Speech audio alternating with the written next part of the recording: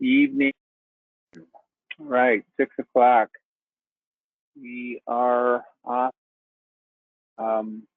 Good evening. Thank you for checking in, everybody. Oh, thank you, June and Ashley. I had a really good birthday. Yeah, I missed not being in class, but that's okay. Yeah, it was worth it. So thank you, everybody. That was sweet. Yeah, I went out to breakfast and then did a nice barbecue. So yeah. So I understand. I spoke with Denise. I see her on Monday. A post preview anyway. Anyway, apparently there was a problem with the syllabus. So my apologies. In defense, I create the syllabus from an old syllabus, and then I send it to Denise to be approved. So she didn't check it.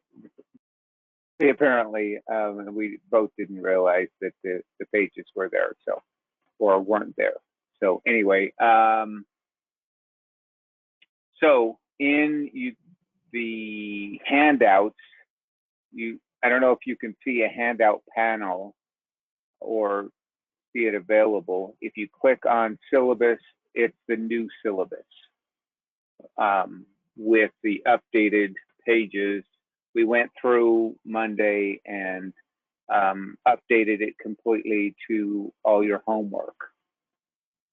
So that being said, I feel really bad and I apologize once again. So if there are some people that have not turned in homework, and I'm trying to bring that to look at it. So I'm going to give you a grace period of till Saturday till 5 o'clock. There are probably a half dozen people that could, and that includes any homework that you haven't turned in. So good. Yeah, it was an honest mistake. So anyway, yeah. So turn in your homework, send it to me, tell me what homework it is, and I'm happy to give you credit for what you haven't done. I saw somebody sent me an email saying they did it after 5 p.m. So now you can send it to me and you're good. You're good to go. So, all right. Can everybody hear me? I'm not getting any response from, oh, I guess I did get a response from the homework. Did anybody sign or download the, thank you, David, yes, or no, Tiffany, I'm glad you can hear me, thank you. Did you download it? And like I say, just go by that syllabus. I did send it to the office. Tiffany's here, actually. I'm hoping she's one of the ones that got it. So they can print it out for you if you, apparently, Denise was saying that somebody can't go off of the electronic copy and wants it printed out and doesn't have access to a printer. So anyway, there you go. All right. Everybody clear on that? Like I say, the grace period, if you haven't turned in your homework, turn it in and I'm good. And the muscle contraction is due by 5 p.m. That's included. I want you to do your muscle contraction homework. So anyway, good. Good. All right. Oh, thank you. Thank you, David. Phew. Downloaded. Good. All right.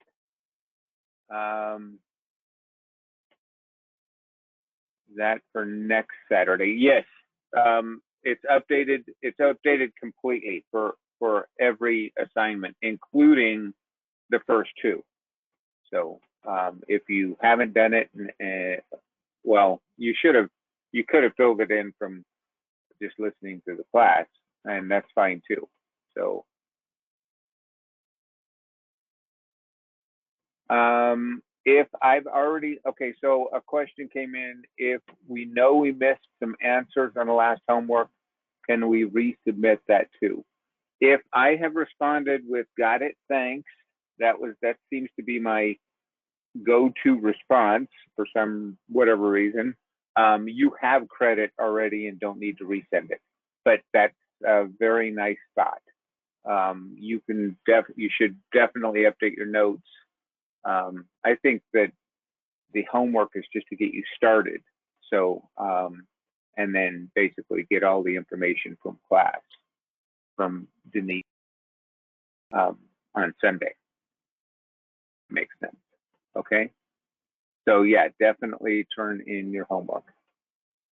Separate email time. If you can send both coloring and written homework in the same email, it's helpful. Some people are sending separate emails for coloring and separate emails for written homework. If you can send it in both at the same time, it's helpful to me so I don't have to go through 2 different emails. All right.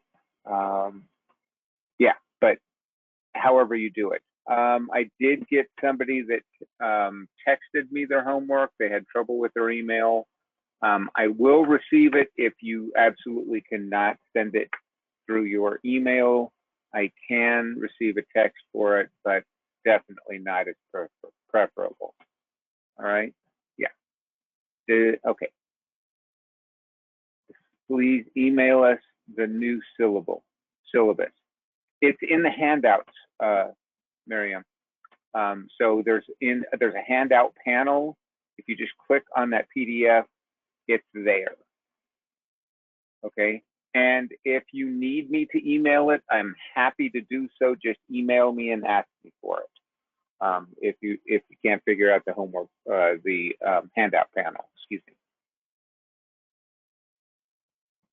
All right. I can. Oh, here, wait. I'll probably. Well, I don't know if I'll forget, but I'll try not to. Email me first is what I'm saying. Email me and ask me for it, and then I can just reply with the file. You got it, Miriam? I will reply if you email me.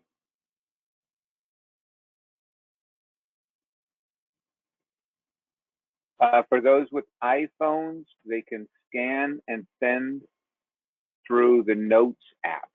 Okay, I've never done that, and I do have an iPhone. So interesting. Okay, that works.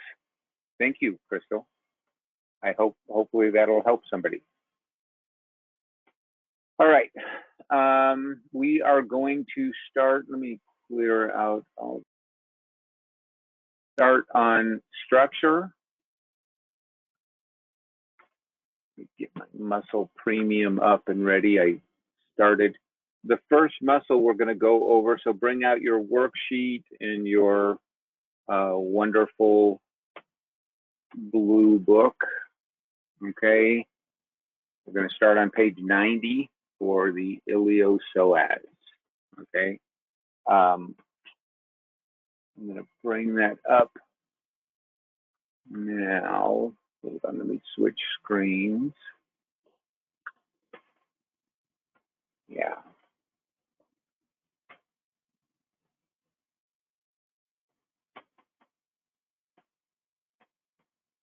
This one I can, now that you're welcomed, you can get rid of it. All right, just before I begin, no other questions about homework or really anything. Any questions before we get started? Everybody's good. They understand about the homework. Thank you for people that turned it in on time. I wish I could give you extra credit for that, but anyway, no problem. Thanks. Good, good. So the iliopsoas, as you can see up on the screen, and make it a little bit bigger, maybe. Nope. Does that make it bigger? There we go. Oh, okay, good. Thank you, Miriam. So this is a combination of two muscles, as it's listed here, psoas major, iliacus. Okay, so when you hear iliopsoas, you know that we're talking about two muscles.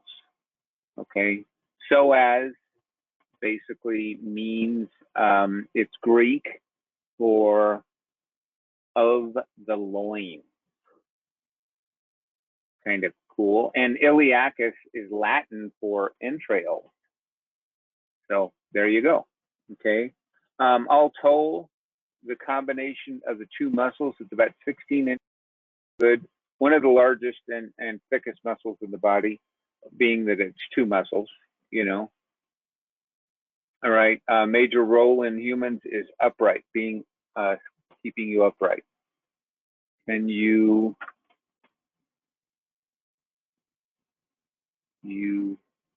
I don't know what that is, Carlos. Can you type that? I don't know. You're gonna have to clarify what that. But oh, can you type that? It says it up here. Wait, can I type what? The meaning. Oh, the meaning of the words. Ooh, I don't have a program for typing right now open, but I can. But yeah, psoas. You can just make notes in your book. Psoas means of the loins, and iliacus means entrails. Like I say, one's Greek, and iliacus is Latin. Erica, welcome. I'm glad you're here. Okay. It doesn't really, I mean, you're not going to be tested on that. It's just kind of a little fun fact of what they mean. So being that there is a psoas, oops, sorry, we already did that muscle. Being that there is a psoas major, usually when there's a psoas major, there's a psoas minor. Although, that being said, there is a good percentage of the people, and I don't know exactly what or how close, but some people don't have a psoas minor. Okay. Usually for a dog or cat, the psoas minor is for moving, locomotion. So it's kind of more important for them. For us, it's relatively insignificant. So I thought I'd just mention it though. Okay. Kind of fun facts. Do you still need me to write that down, Carlos? I will if you do, but not that big a deal. Okay, let's do that. Hold on, let me my document.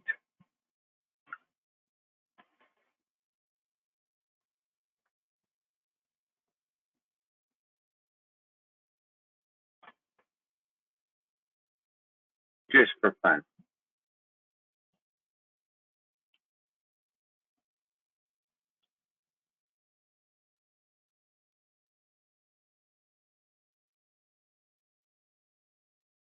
Should just take a second. Hold on. I say it's just going to take a second, but and yet I'm still working on it.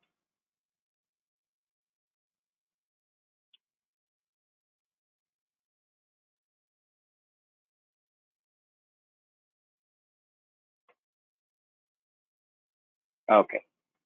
And if I switch my screen now, there we go. Can make that a little bit bigger. Got it? Psoas of the loins. It's Greek, and entrails for iliacus. There you go. Good. Switching back now. You're welcome. All right.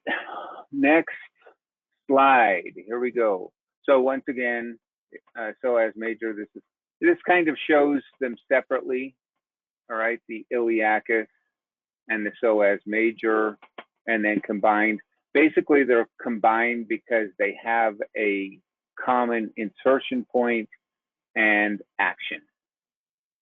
All right, which is kind of interesting because a number of muscles have a common action and insertion point, and we don't combine other ones, to my knowledge. Maybe we, I don't know, I can't think of an example, but anyway, this one we do.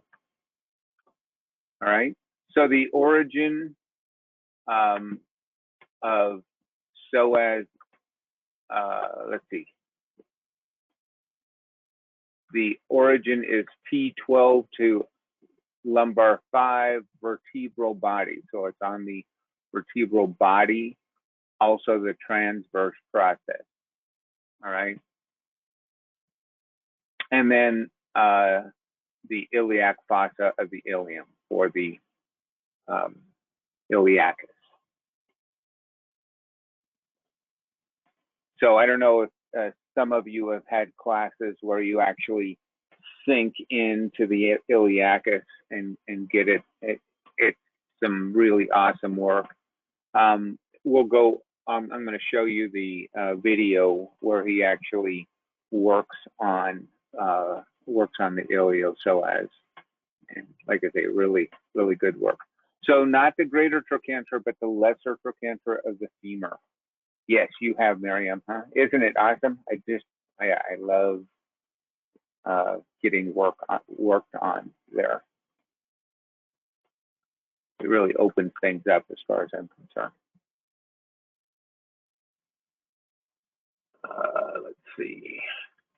Don't have anything more for that. Here we go. Okay.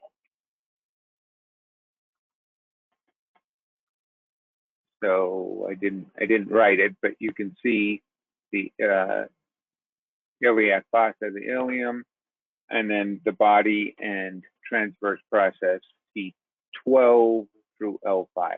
Pretty much all the lumbar vertebrae, plus the very bottom thoracic vertebrae. Okay, really holding on. And then both of them coming down, not to the greater, but the lesser trochanter, which is on the other side. All right. Both of them come to that. Once again, common insertion point. All right. Let me know if you need more time. Other than that, I'm going to move on to the actions.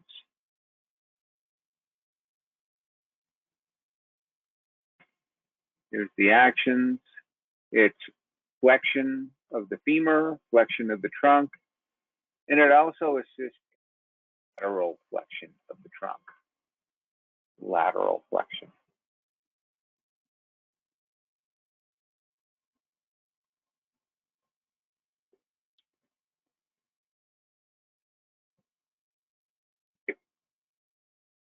Tasty beverages last time. All right. All right. So psoas muscle is the only muscle that when you are relaxed, it shortens, and when you move, it lengthens. When you don't move, it shortens and does not grow. Okay. This is definitely the deepest of the hip flexors.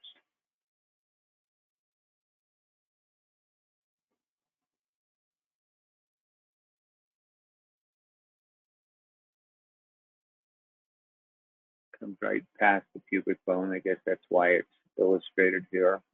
Also, the inguinal ligament here.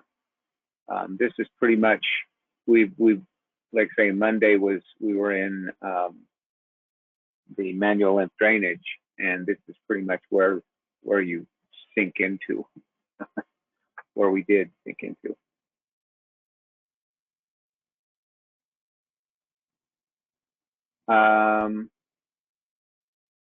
This is in the handout, David. This is whatever page for the structure worksheet. You have probably a dozen pages, I don't know, 10 pages of all these muscles where it says origin, insertion. Page 49, thank you, Ashley and Samantha. Page 49 in your handouts. Okay, this is like the third, we're on the third page. So we do this every week. So you have this handout ready. to fill out. Okay, David, does that make sense? Do you remember doing this last time on hoping? Because yeah, we have to fill this out every time. Okay, good. Okay. All right. Everybody good with the actions for Iliopsoas? Yes. I got some yeses. Good. All right. Let's we'll play the movie and then I'll show the muscle premium of the hip flexion. Okay. So here we go.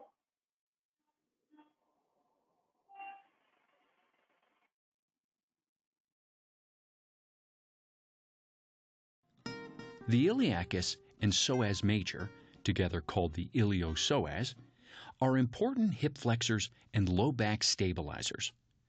The long, slender psoas major is located deep to the abdominal contents. It stretches from the lumbar vertebrae, underneath the inguinal ligament, to the lesser trochanter of the femur. The stockier iliacus is located deep to the abdomen in the iliac fossa. So before we access the psoas and iliacus, a few tips. First, anytime I explore down into the abdomen or even coming back out, I'm going to use nice slow movements and soft finger pads. Secondly, I'm going to note that the abdominal aorta passes right down the center of the abdomen, and if while I'm accessing I feel its pulse, I'm going to just bring my fingers out and just shift a little bit further laterally. And lastly, I'm going to let my partner know that if any time you feel uncomfortable and you wish to stop, you just let me know. Okay. So let's begin with the psoas major. And let's begin by first seeing it on the abdomen. And there we can see as it passes from the lumbar vertebrae diagonally down toward that lesser trochanter of the femur. So I know that it basically runs right here, but how can I sort of find a way to access it? Well, here's the way. I'm going to locate the asius, that prominent bony landmark on the front of the hips, and the umbilicus, or navel. Well, if I draw a line between these 2 points, right at the middle of that line, right there, is where I'm going to want to set my fingers to access some of the psoas major. So, right there along that line, and I'm going to just very slowly and softly work my fingers in. I'm going to encourage my partner to just take a few deep breaths. Take a few deep breaths. Great. And I'm going to use some nice sort of circles to sort of help move some of the intestines out of the way. And I'm working my fingers at an angle. I'm going in this direction, sort of toward the center line of the body. And I believe right about there, I'm at the level of the psoas. So what I'm going to ask my partner to do is just bring your knee toward your shoulder like a ½ an inch. So she's going to try to flex her hip. And sure enough, when she does that, right underneath my fingers is a real solid contraction. And go ahead and relax. And when she relaxes, my fingers sort of sink in a little more. Go ahead and contract. And when she, again, flexes her hip, this muscle engages, and my fingers actually kind of push out a little bit. And then as you relax, my fingers sink a little further in. So I know that I'm on a portion of the psoas major right there. And so I'm going to just slowly bring my fingers out like so. So I can do pretty much the same thing a little bit further superior and a little bit further inferior, anywhere along that path of the psoas major. And that's a little idea of how you can access the psoas major in a supine position. But before we turn our partner sideline, let's take a look at the iliacus. So there we can see it as it lays in the iliac fossa right there. So the strategy for this muscle, because most of it's going to be pretty much inaccessible, is I'm going to try to scoop my fingers around the iliac crest. So I'm going to find that asius, that prominent landmark there, and here we have that iliac crest, and I'm just going to set my fingers right on the medial side of that iliac crest, right there. And for this, I'm just going to bring up my partner's thigh like so, and just holding on to it. And this softens up the tissue a lot more. And as my fingers slowly sink into this tissue, I'm going to ask my partner, go ahead and try to flex your hip a little, bringing your knee toward your shoulder. And wow, right underneath my fingers is a real solid contraction of this muscle that sits in that iliac fossa. Good, relax. And as she relaxes, my fingers sink in a little bit more as this muscle relaxes. Good. And I'm just going to slowly bring my fingers out like so. Great. And that's a great way we can access the iliacus in a supine position. So now let's turn our partner sideline and see what we can find there.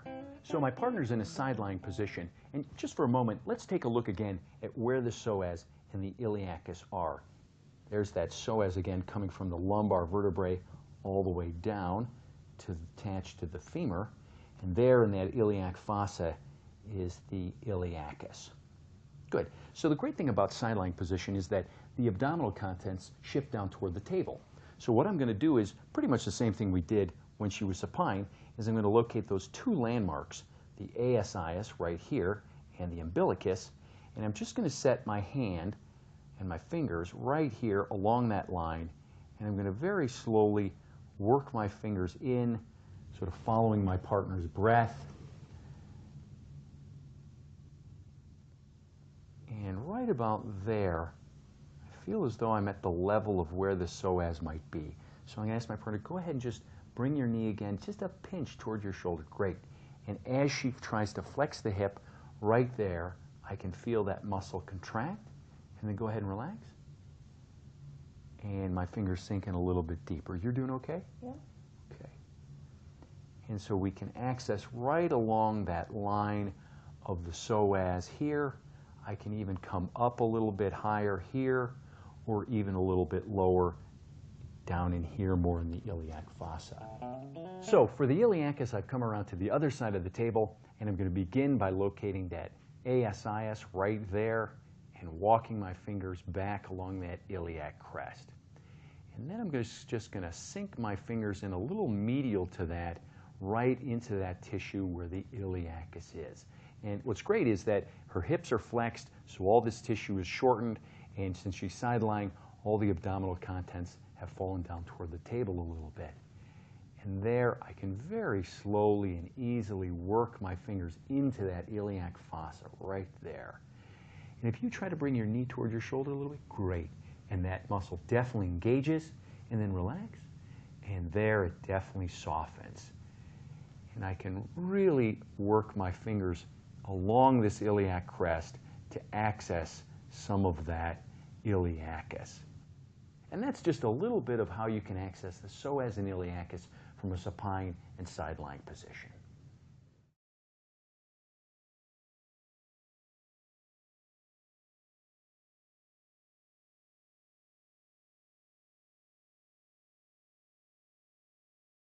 All right, with that, I've got the muscle premium here. So you can see how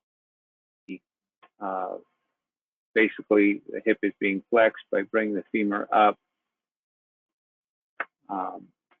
And I've kind of hidden all the other hip flexors to show, I guess, or iliacus here and psoas major to kind of turn it around.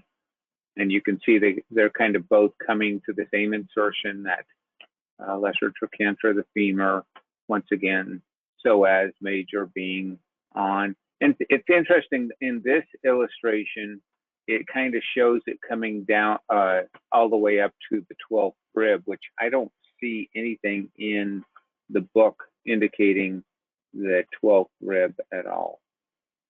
But there it is. So I guess maybe it's showing that's where, if you have L5, 4, 3, 2, 1, and so that's a good indication of where the 12th rib is, right at T12. Is this on the right side of the client? So the illustration that I'm showing right now, Carlos, yes, this is on the right side. So yeah, they've got one on the left too, which is showing one side. All right, pretty cool, right? Anyway, All right, going back to my origin insertion. Can you go over the origin and insertion of the iliopsoas for the structure worksheet again? Sure, I'm going to go back up. Origin is T12 to L5, vertebral body and transverse process. So, see if I can get my pen out here. Give me 1 second. Why am I not seeing my pen? I have too many tools. Ah, it's off to the side. It's been hidden. That's why. Sorry.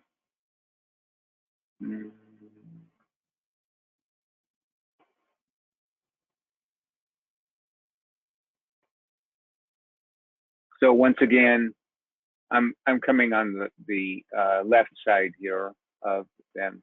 So it's not. This is the body, okay, right here, and then also on the transverse process coming out for each one. Okay, really holding on. I guess really showing right here on the body, and then coming up to the transverse process for each one. Does that make sense? But the massage, I don't understand. What about the massage, Carlos? Yeah, you just flip them over and or work on the other side for the left side. They're, like I say, they're just on complete opposite. I'm hoping I'm addressing your question. All right, the massage is only on the right. No, it's on both sides. It's on both sides. It's just for this, it's showing it just on the right side, but flip it around and it's on the other side too. It's the same thing. Okay, good. All right. Erase that. And put my pen tool up so I can actually change it. All right, we've got actions. Now the quadriceps, okay? Quadriceps are the four muscles, the anterior part of the leg. They consist of rectus femoris. As I'm kind of giving my circulatory students a little preview, I call it, you know, the famous singing group Rectus Femoris and the Three Vastus Sisters. Okay, Rectus Femoris is kind of the lead singer right on top, and then Vastus Lateralis is obviously on the lateral side. Vastus Intermedius is right underneath. You might call him the backup singer. And Vastus Medialis is on the medial side. Okay. I've never thought of backup singer, but anyway, sorry. I cracked me up. All right. So the first muscle we're going to go to on the sheet is, oh, wait a second. What else do I have? Okay, so four-headed muscle of the femur. That's what quadricep means, okay? So this is somebody somewhere along the line referred to it as the anti-gravity muscle to me, all right? So it contracts as we rise from a seated position, all right? You're sitting down, I'm sitting in my chair, and I just sit up, okay? I'm contracting my quadriceps as I stand up, all right? And from lower our bodies in reverse, holding our weight against gravity. So I'm kind of squatting. I'm really using my quads. I didn't realize this was going to turn into an exercise class, but hey, that's good. All right. 91, wow. Oh, 91 and 92 for all four quadriceps. 91 is the rectus femoris, which we're going over now. We'll be going over for now. Okay. So the origin. Now we're going to just get the origins of each of the muscles we go over. Know that all of the quadriceps come down and have a common insertion. Okay, so in that way, it's kind of is similar to iliopsoas. They're just called the quadriceps, kind of grouping together. Okay, they don't have all exactly a common action is the only thing. All right, and I'll explain that in just a little bit. Okay, anyway, rectus femoris, anterior inferior iliac spine. So you know the anterior superior iliac spine, okay? You can feel it. If you just kind of thunk down, the inferior, it's just right below it, basically. Kind of where this orange dot is, right? You can see here, anterior inferior iliac spine right there for rectus femoris, right? Okay, next is, we're going to go to, on the next page, vastus intermedius. Excuse me, go down, and here the origin is the lateral anterior shaft of the femur.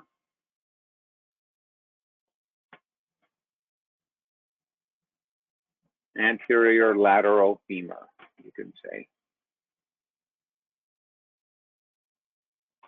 That's, yeah, that's what I have, even though it's different on the page. It's okay. Lateral part, anterior shaft.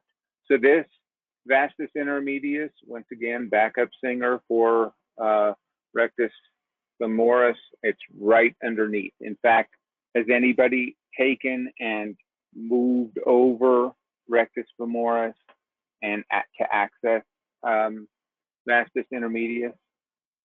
Highly recommend trying it if you haven't. We don't go over the anterior leg muscles in my circulatory class for a while, but I'll show you when we do. Anyway, all right. Nobody has experienced that in the class. Maybe sports class. I'm guessing you do it. I have. Okay, Jaden, good. Somebody has in this class. But yeah, like I say, it's mobile enough where you can kind of just move it over and access vastus intermedius. Thank you, Jaden. All right. Most of us did in sports class. All right, excellent. So if you, yeah, tomorrow is my first in-person class. Oh, Samantha, what class are you taking? Circulatory, I assume? Yes. Oh, congratulations. This is, yeah, you've got such a journey ahead of you. Yes, Santali says you'll love it, and I do. I teach it, so I love it, definitely. Anyway, everybody got lateral anterior shaft for vastus intermedius for the origin. Yes. Okay. Next, what city are you going to, Samantha? While I'm going to the next slide. So we're going to combine. I guess that's on page 92. Combine vastus medialis and vastus lateralis to the same origin. Okay, both of them have the same origin, linea aspera of the femur. So this is actually on the posterior side. Oh, Inés Candido, thank you. I wonder if Mindy's going to be your teacher then. Anyway, doesn't matter. All right, well, it will for you, but not, not to me. Linea aspera is on, once again, on the posterior side. So imagine it's anterior leg muscle to quadriceps, but it's actually on the posterior side of the femur, the linea aspera of the femur. Very cool. All right.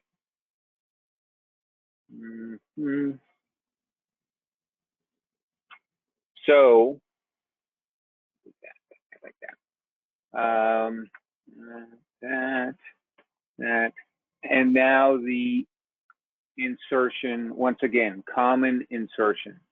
It comes down to the patella, So the knee to the patellar ligament, okay, to the tibial tuberosity, which is, if I get my pen out, this bump right on the tibia, right below the knee. Okay, so patella ligament to the tibial tuberosity. No, this is for all of the quadriceps. So it has different origins. It starts out at different places. Rectus femoris starts out at the anterior inferior iliac spine. You can't see it, but vastus intermedius comes down on the shaft, lateral shaft of the femur, and then both the vastus medialis, I should say vastus medialis and vastus lateralis, all right, are reaching around to the backside of the femur, to the linea aspera of the femur. I hope you can picture that. It kind of shows, anyway. Erase my drawings, change my tool. I'm going to go back up one. So yeah, here's the linea aspera. Once again, this is really kind of a jumbled picture. But yeah, this is the backside of the femur, and I'm just going to redraw it. Just so the backside of the femur it's attached to, and it comes around and down for either of the lateralis and medialis. All right.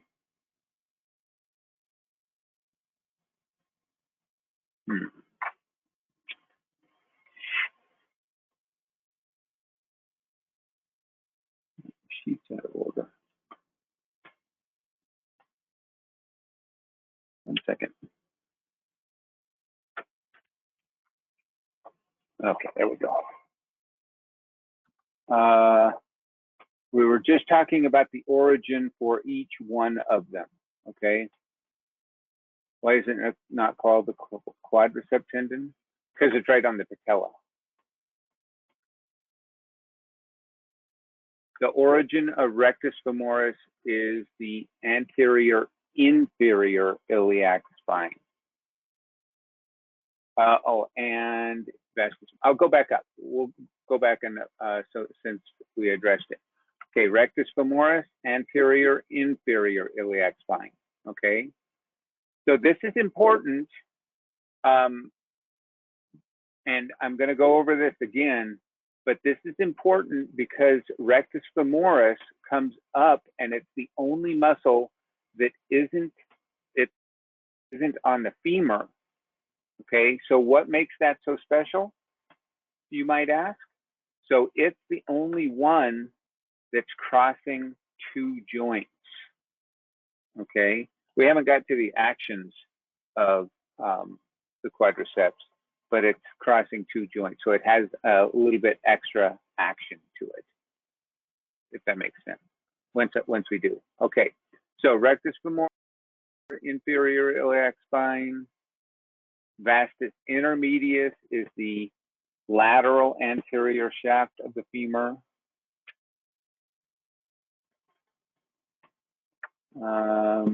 And then vastus medialis and vastus lateralis, once again, linea aspera of the femur, which is on the backside of the femur. Okay. So now the insertion patella to the patellar ligament to the tibial tuberosity.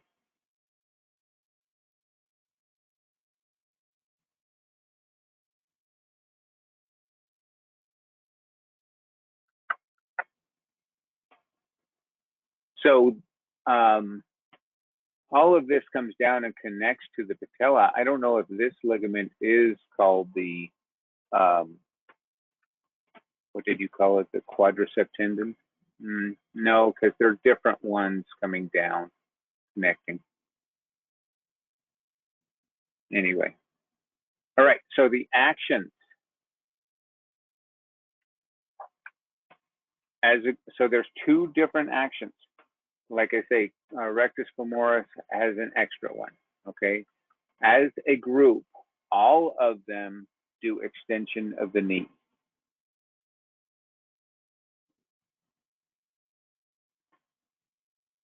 Right, connects muscle to bone. You can't from the patella to the patella ligament. Yeah, I see what you're saying.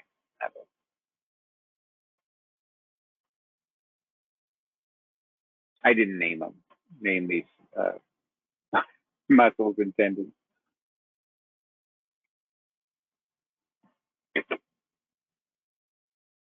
All right. Okay. So because, once again, I just want to make this point because this could be a question on the midterm. Because, well, it is, which we'll get to.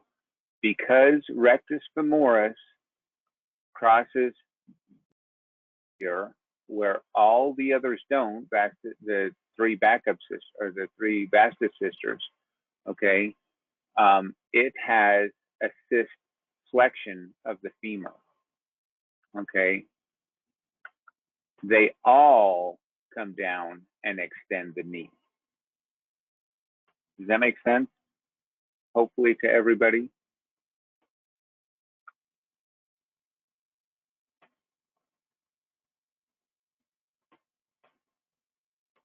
Okay, rectus femoris crosses, comes up.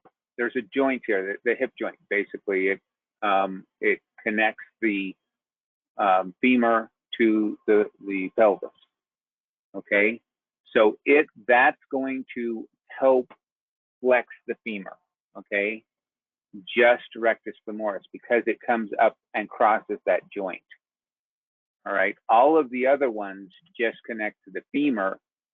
So including that one, because they all come down to the knee, they all extend the knee.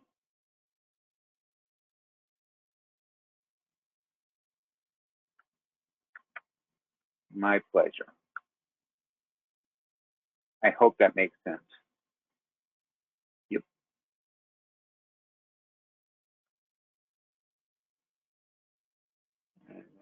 Okay, good.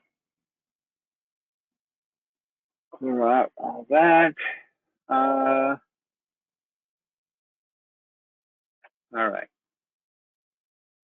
So that being said, let's go ahead and show the video for the quadriceps.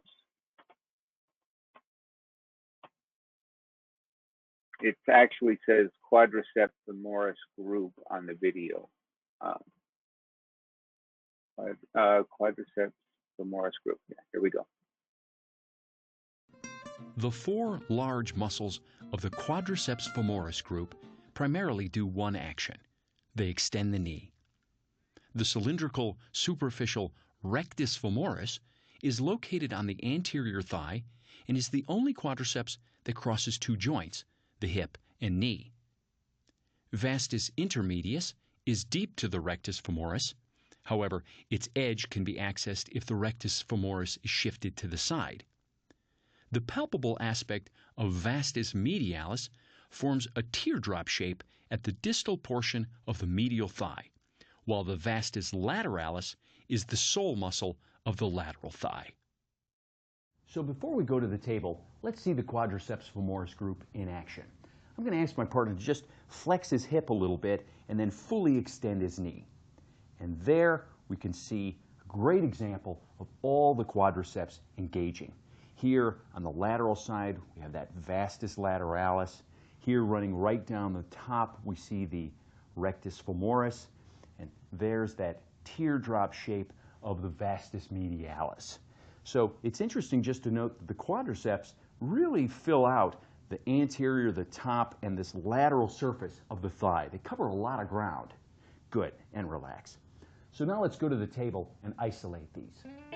Okay, let's begin by isolating the rectus femoris. So the rectus femoris is that quadricep that runs right along the top of the thigh. There you go. We can see it running from the AIIS to the patella. So let's isolate those landmarks. First, the patella is that really quite obvious circular landmark here right on the top of the knee. Very accessible, easy to get our hands on. And eventually, all of the tendon of the quadriceps will merge onto that common patellar tendon and then attach here at that tibial tuberosity. So those are some landmarks. Then, on the other hand, we have the AIIS. That's the anterior inferior iliac spine. So we know that the ASIS is this prominent bony landmark right here. And to find the AIIS, I'm just going to slide my fingers inferior and medial and work my fingers deep right there. And that's where the rectus femoris attaches. And if I ask my partner, go ahead and extend your knee and flex your hip a little bit, wow, right there, a tendon is attaching right at that point. Good, go ahead and relax.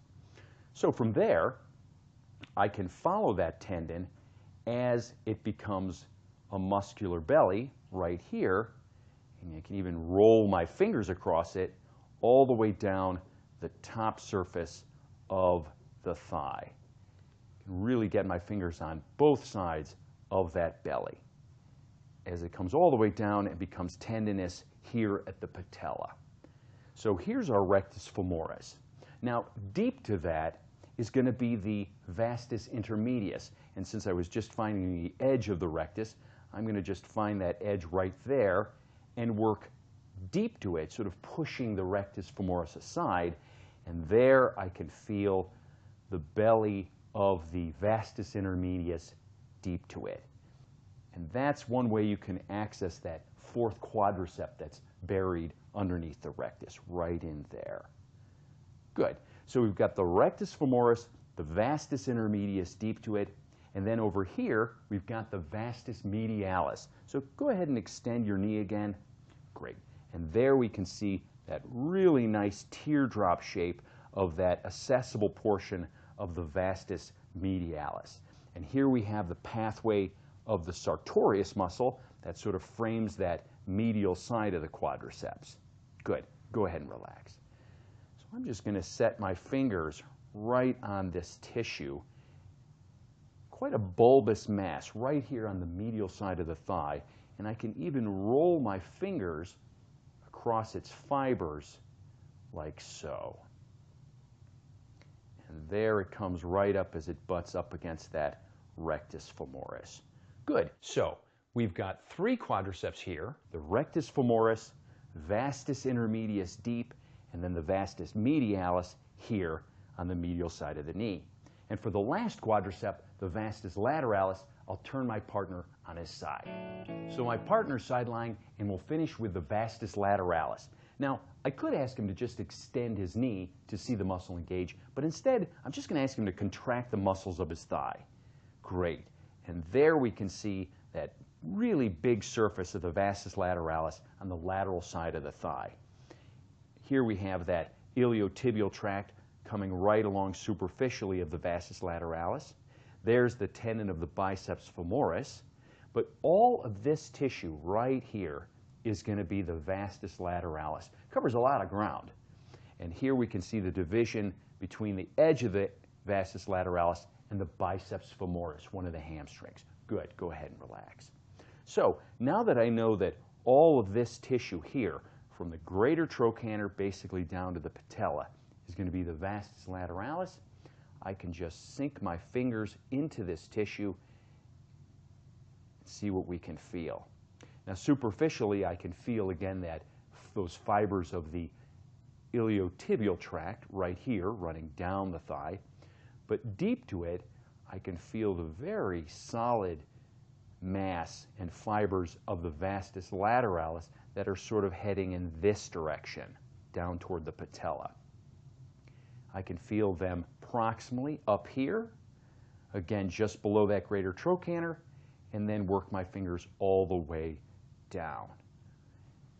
Finally, I can lengthen the quadriceps by flexing the knee, lengthening out all of these muscles here, and then I can shorten them, of course, by simply extending the knee. Now let's take a time out for a second. That guy had a great set of quads, but chances are most thighs aren't going to be that visually helpful. So what are you going to do? How do you locate the quads on a perfectly normal, regular thigh that doesn't have a lot of visual clues? Well, I would make the case that all you really need is a patella. Because if you can locate the patella, you can already have a very good sense of where the rectus femoris is in relationship to the other muscles as well.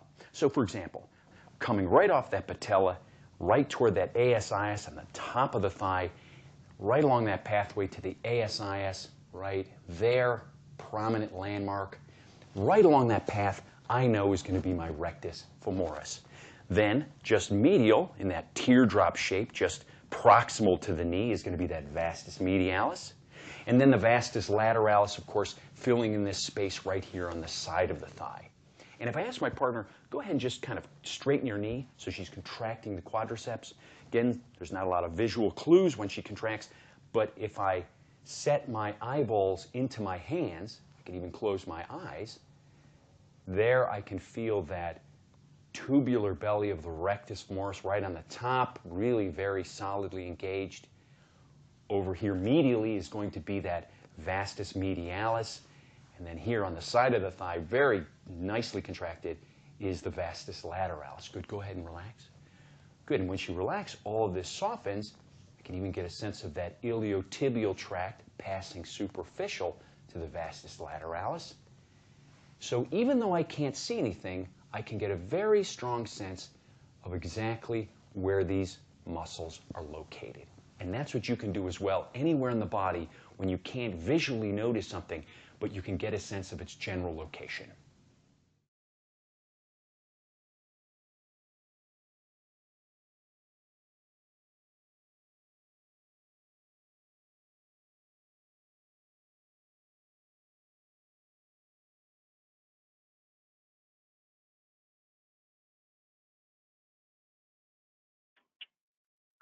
I was messing around with my control panel and lost my ability to switch screens there for a second.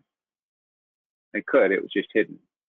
And, so before the muscle premium, I really his comment, and I don't remember, I know I've heard it 100 times now, but setting his eyeballs in his fingers, basically.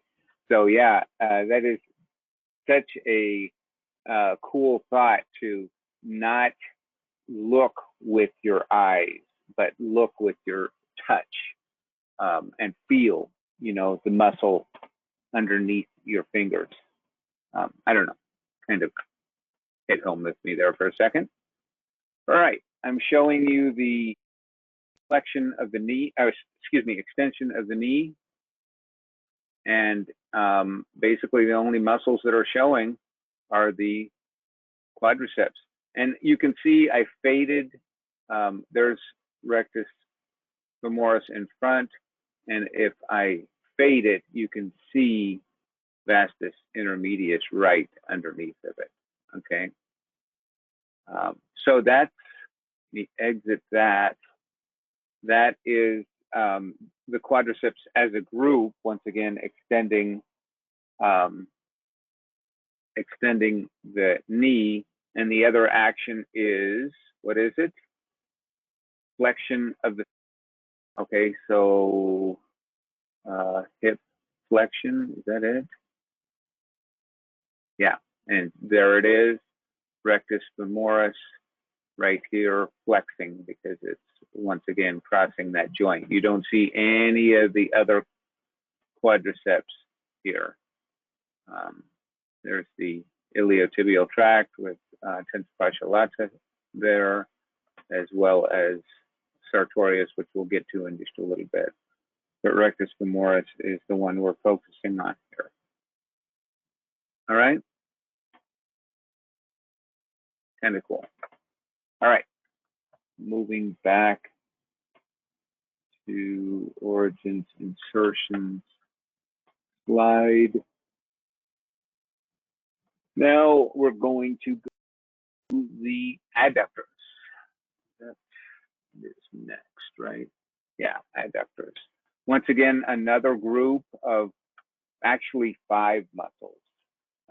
Yeah, we kind of isolate out gracilis, in circulatory, but all 5 muscles are the adductors as a group. Okay, and we'll look at all of them kind of individually. Okay, so,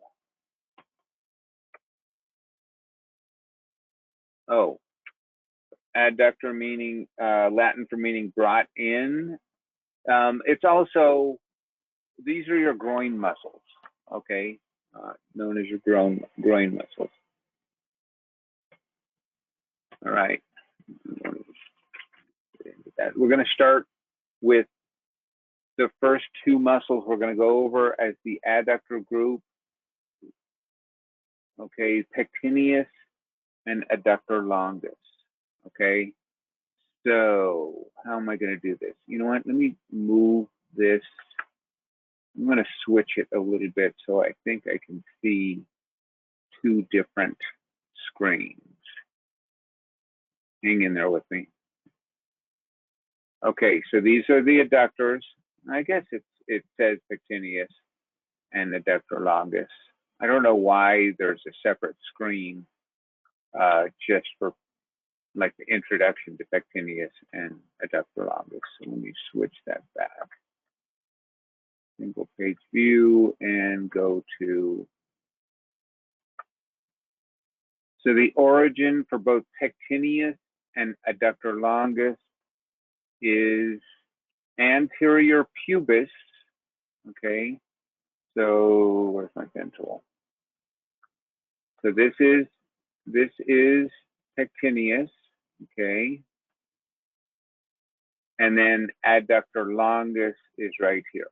So you can see they're both kind of, origin is the anterior, the front of the pubis, all right, adductor longus, and they're both coming to, oh, this is familiar, linea aspera of the femur.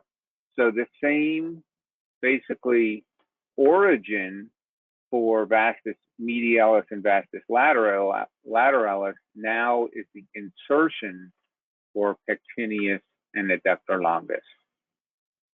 Okay, so in other words, the vastus lateralis comes around and comes down to here. Vastus medialis, same origin, is coming down to here. Okay, does that make sense? But whereas these are starting up at the pubis and inserting onto, I should have used a different color for the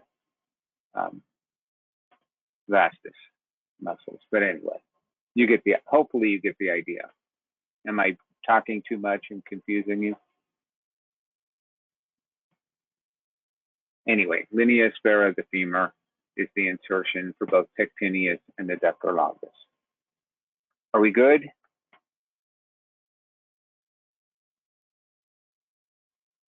Okay, good. Good. All good here. Good. Thank you. All right. So that's pectineus and adductor longus, origin insertion. Next, we're going to go to the action of pectineus and adductor longus. So for pectineus, it's flexion, okay? All of them should be adduction of the femur, being that they're adductors, okay? But they have different, because this is so short, it's helping in flexion of, this is all of the femur. And then because it's coming around, it's helping medially rotate. So bringing your femur, rotating it around medially. Adductor longus, once again, adduction of the femur, and now also assist in flexion of the femur.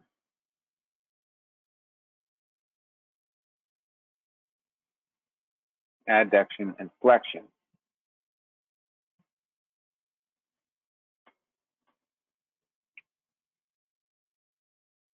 Oh yeah, it says flexion. Yeah, flexion of the femur. Correct. Adductor longus just assists in flexion of the femur.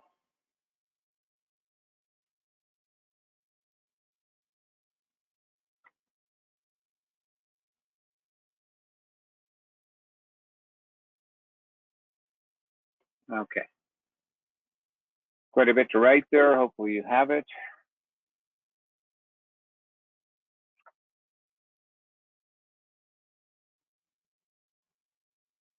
One second. Okay, no problem. Wait till we get to adductor magnus. Got everything to it. Huge muscle. Let me know when you have it.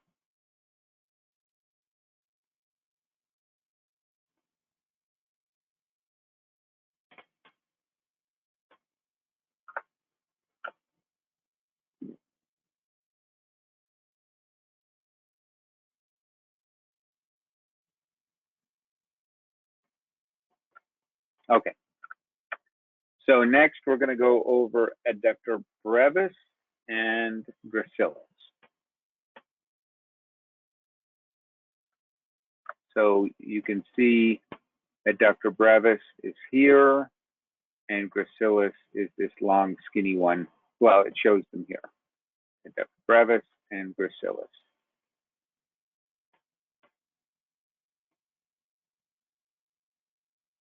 Adductor brevis is kind of underneath adductor longus. No, we were just doing, Crystal, we were just doing origin. See, this is origin and insertion for pectineus and adductor longus. Did you get those? This was just for these two muscles. Hopefully that's clear. Okay. Now we're going to adductor brevis and gracilis. So with adductor brevis and gracilis, it's going to list them out separately. Adductor brevis is the, once again, they're both anterior pubis, okay? But the adductor brevis, once again, coming around to the linea aspera of the femur,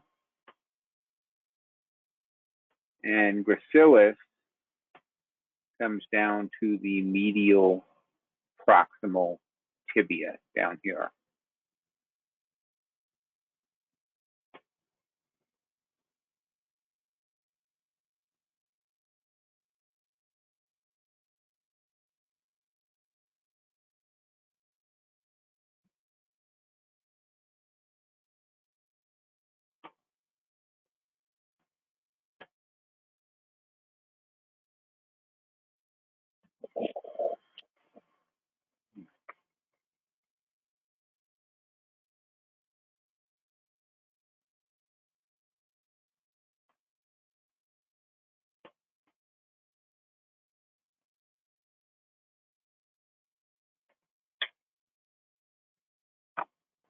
All right, hopefully everybody has that. And now actions for both adductor brevis and gracilis.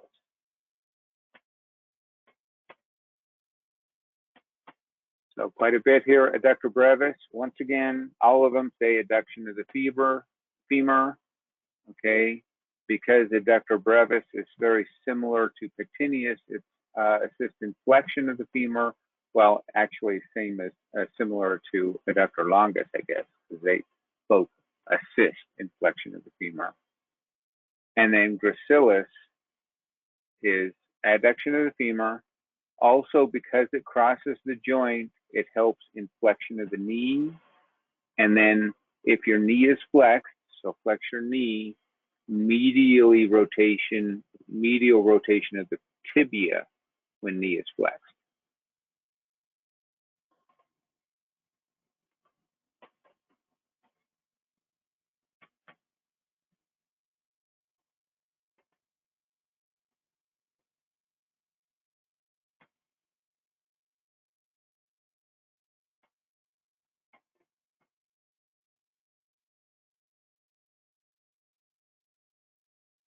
Once again, a lot to write down, I know.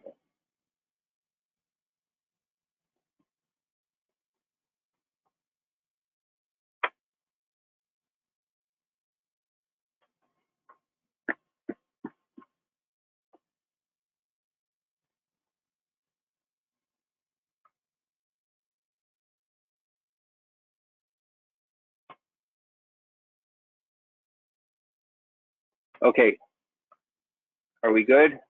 Need more time? Let me know. Just type real quick, wait. Good. I got some goods. Good. Okay. Now we're going to adductor magnus. Okay. This is a big muscle.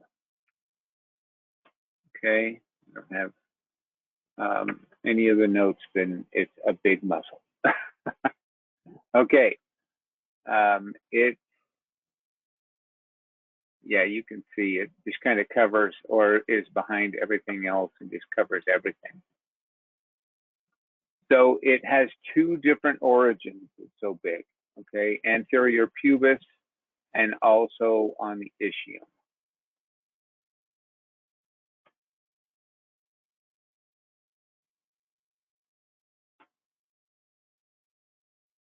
It comes down to the linea aspera of the femur and adductor tubercle of the femur.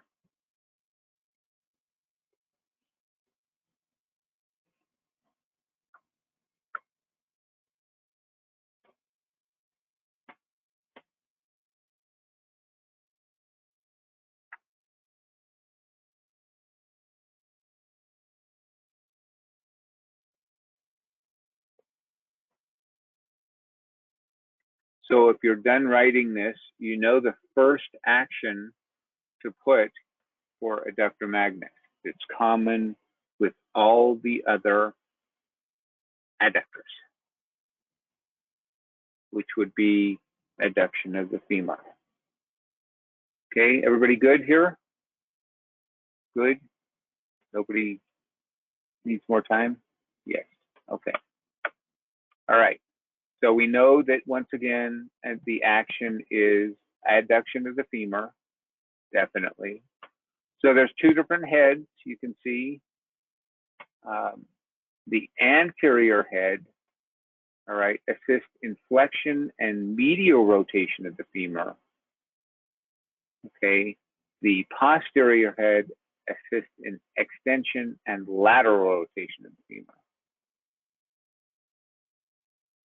What's the term that I don't even know what the term is for basically doing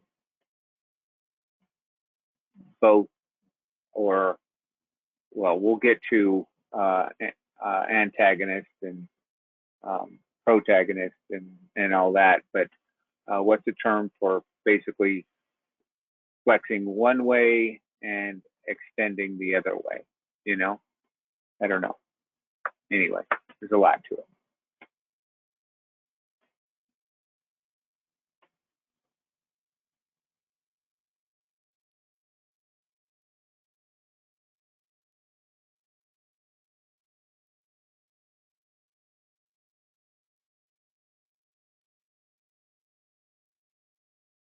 At most, adductor magnus is an assistant in rotation.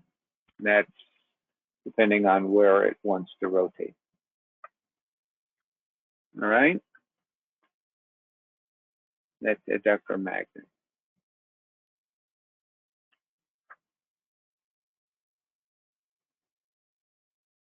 Okay, I'm going to show the video. I can come back to this if you need me to, but I'm going to show the video on the adductor group. There we go.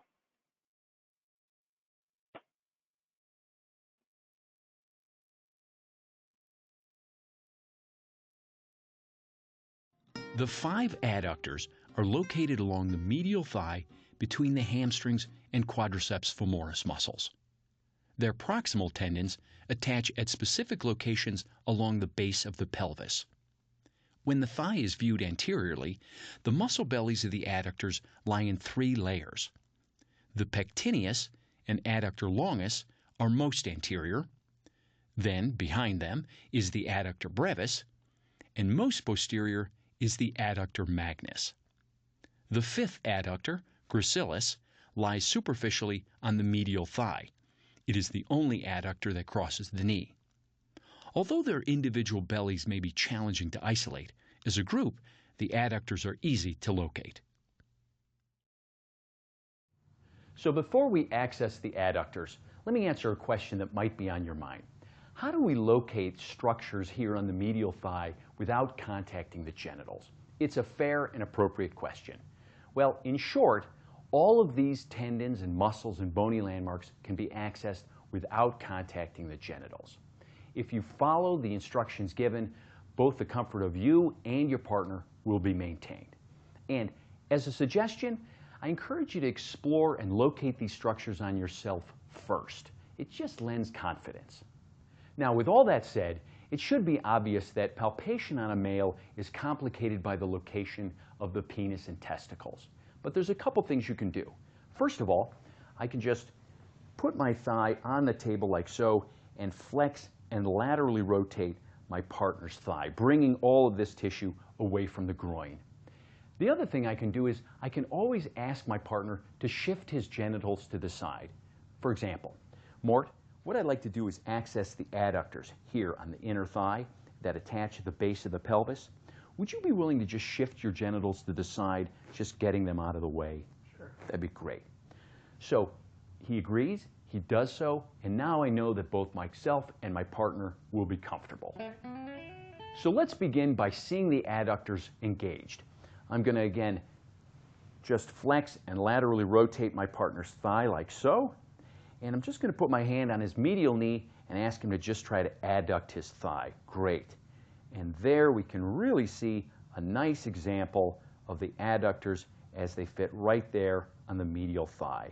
Here we've got the line of the sartorius forming the anterior edge of where the adductors are. And back here posteriorly we have the biceps femoris. And right in this V, sort of right there, we're going to have the adductors. And if I set my hand right there, wow, this tissue is really engaged as he adducts. Great. And relax. So before we isolate specific muscle bellies of the adductor group, I want to locate the bony landmarks of where all these muscles attach at the base of the pelvis. And the first landmark I'm going to find is the pubic crest. Now you might remember that from the rectus abdominis. That was the one that was about 6 or 8 inches below the navel. So I'm going to ask my partner if you want to find your pubic crest for me. There you go. And may I? Okay. And so there's his pubic crest, very prominent, just above that pubic hairline. And from there, I'm going to just walk my fingers laterally out in the direction of the ASIS, that prominent bony landmark right there, and deep to this inguinal ligament that passes between the ASIS and the pubic crest is going to be the superior ramus of the pubis. That's going to be the attachment for the pectineus muscle. Then, if we walk our fingers back, I'll follow this bony ridge as it curls all the way around the medial side of the thigh to the ischial tuberosity. And there we can just feel that bony ridge. And I can feel tendons from the adductors sort of penetrating and attaching right there. And we can follow all the way back around to that ischial tuberosity. Now, it's interesting. The ischial tuberosity is that bony landmark at the base of the buttocks. And what's curious is there is a continual bony line from the pubic crest all the way around to the ischial tuberosity. And that's going to serve as attachment sites for the adductors. Good.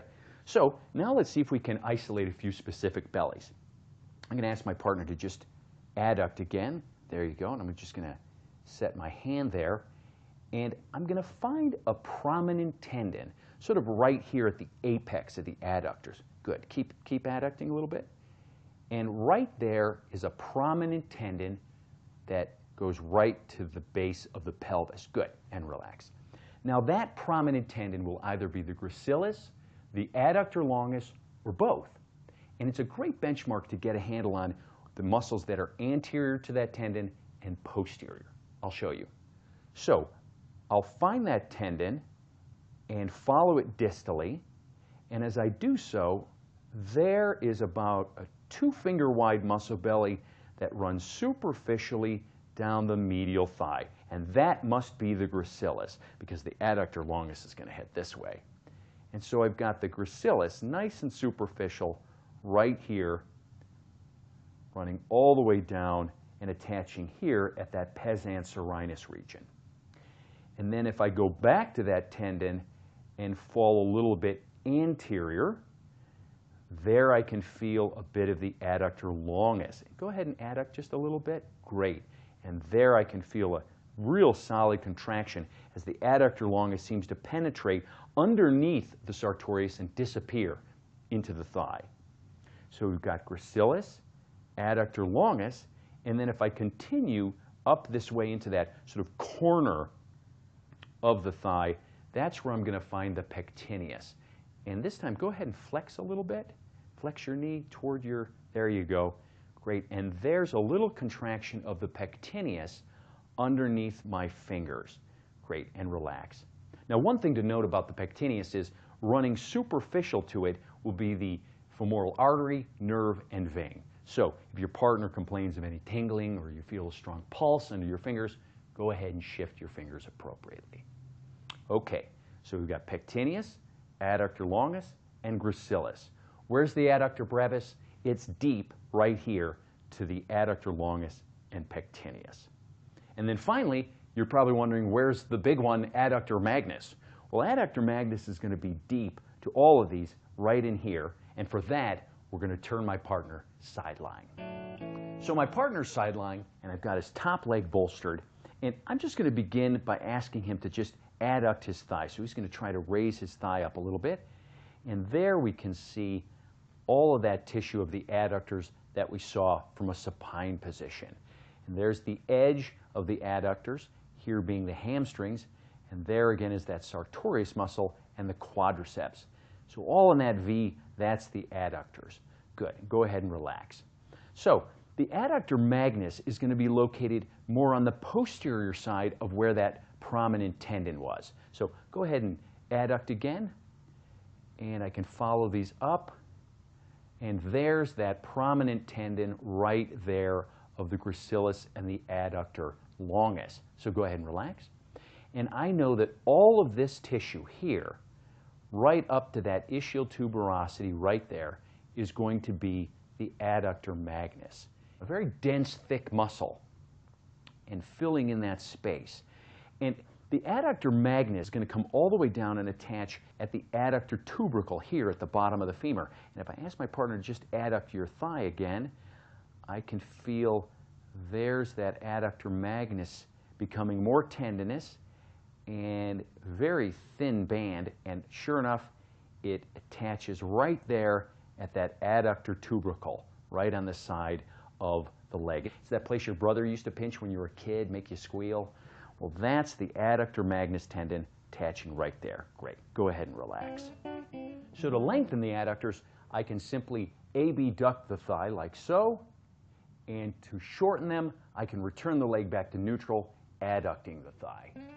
One last note about the adductors. I encourage you to explore and palpate them on as many people as possible. Because they're on the inner thigh, you may be a little hesitant to explore there, but it's all the more reason to do so. And on behalf of all your future clients who may have a groin pull or an imbalanced pelvis, being confident, comfortable, and experienced with the adductors is a really good thing.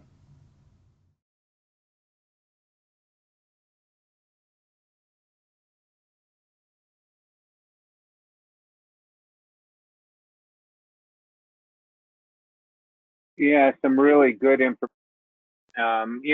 Yeah, it's not easy to ask your, client to move his junk over, but, yeah, there's more diplomatic ways of saying it than that, but yes,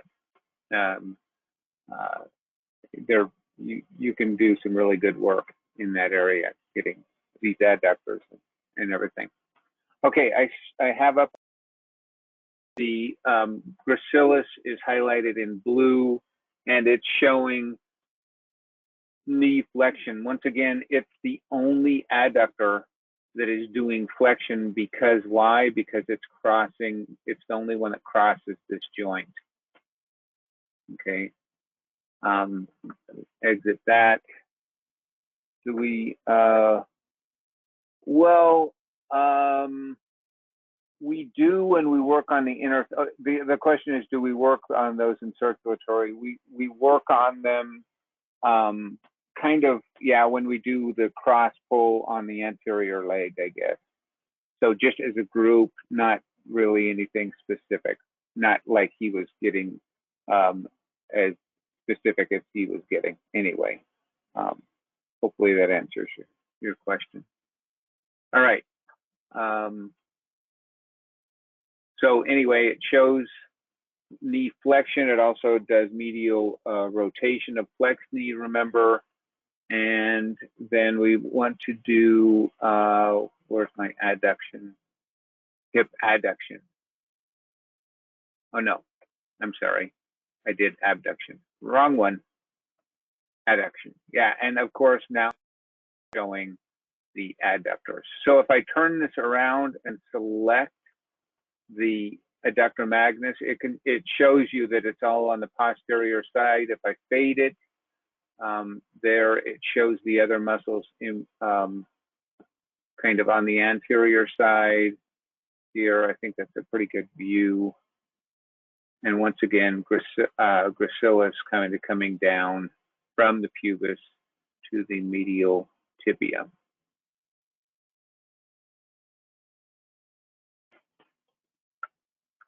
All right. One more muscle, then we'll take a break. I know we've gone over a lot of muscles, and we're not even done. We still have some bones to go over, but still, I think it's. I appreciate you guys hanging in there with me. We'll take just one more muscle. Let's get through sartorius, and then we'll go on. Okay, is that a deal? Like you have a choice. Okay, just kidding. All right. Sartorius. Okay. Latin for mender. Okay. So name for tailors assuming a cross-legged position to work, you know, do their sewing. All right. So what is sartorius notorious for? Anybody? Oh, there you go. I already got it. The longest muscle in the body. Okay. Very long muscle. This is on page, what, 89. So I gotta go back. Go back to 89. There we go. All right. Origin. Anterior superior iliac spine. Okay. Coming to the medial proximal tibia.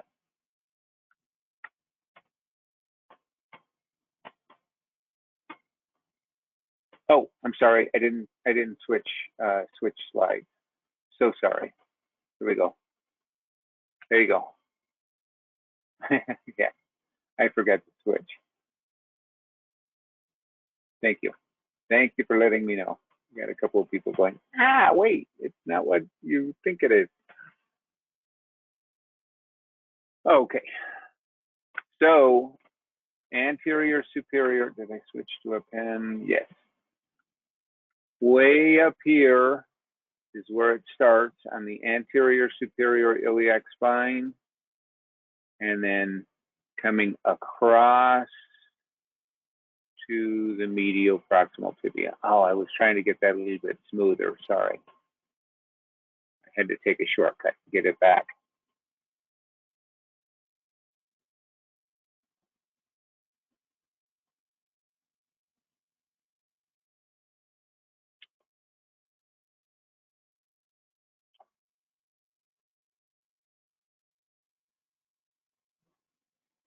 Once again, another muscle that crosses two joints.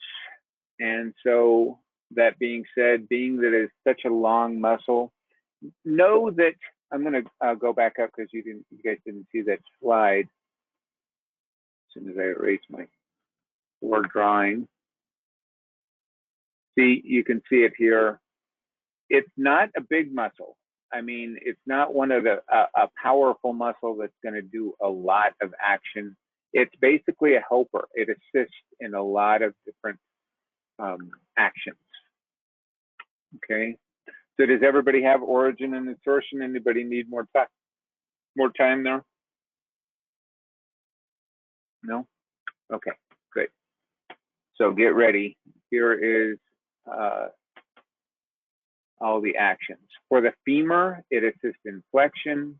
So it assists in all these things: a flexion, abduction, and lateral rotation of the femur.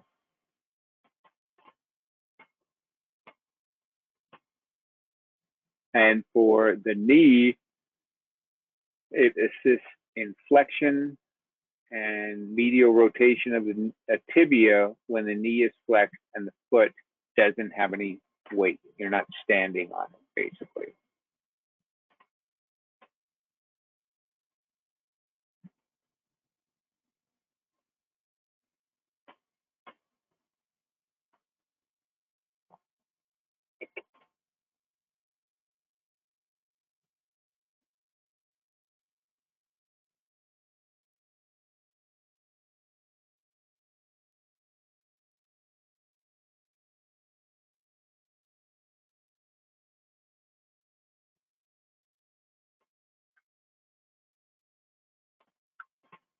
All right. That. Oh, I guess I have a video for you for sartorius. This is kind of a really short one, so it just takes a couple of minutes. I'm going to play it. Oh, wait. Fun fact, it's the only muscle that can flex at two joints, specifically flex. Very cool, Natalie, thank you. Flexes the femur and it assists, but yes, very cool. That is a fun fact. All right, sorry. Thank you, I just had to share that.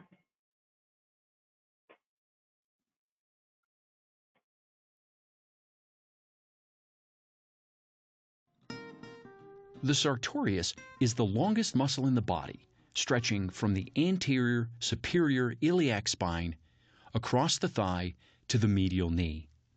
Although it is entirely superficial, the slender belly of the sartorius, roughly 2 fingers wide, can be difficult to isolate.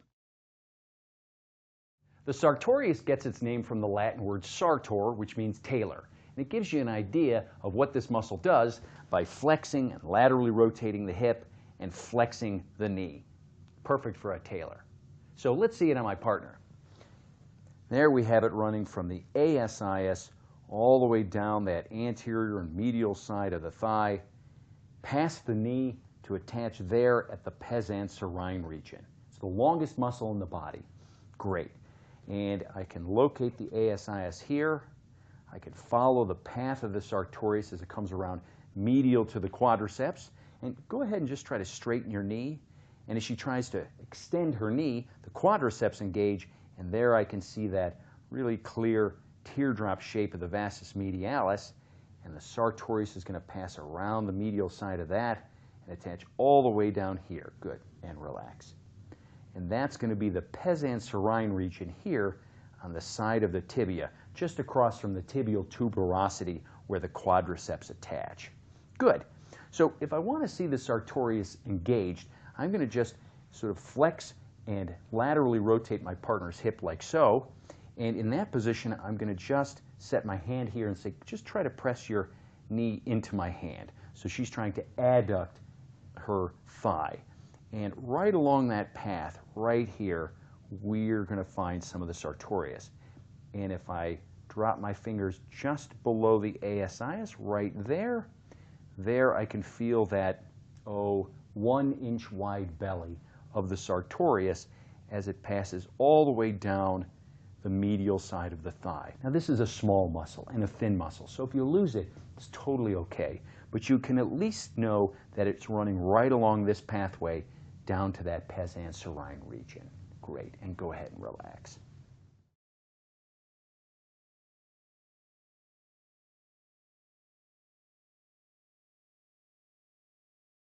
So let's look at that sartorius knee flexion. So this is, it. Like I say, it does everything, but so here you can see this big long muscle. It's assisting in flexing the knee, as well as all the, obviously, the hamstrings. And what else does it do? Flexion of the knee and lateral rotation, flexion of the femur, or hip flexion. Yeah, there it is too. Once again, flexing. Okay.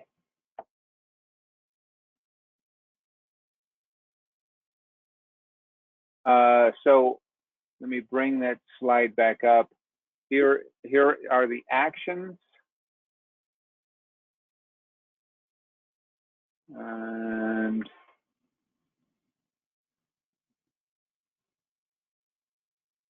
actions to sartorius. I tell you what, I'll leave this up while we take a break. I'm going to say 7:37.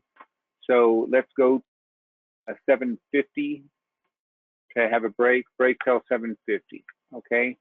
And whoever needed it, I'll move up. Flexion of the femur and flexion of the hip. One and the same? Yes. Yes, it is. Better. You said 7. Get down real quick.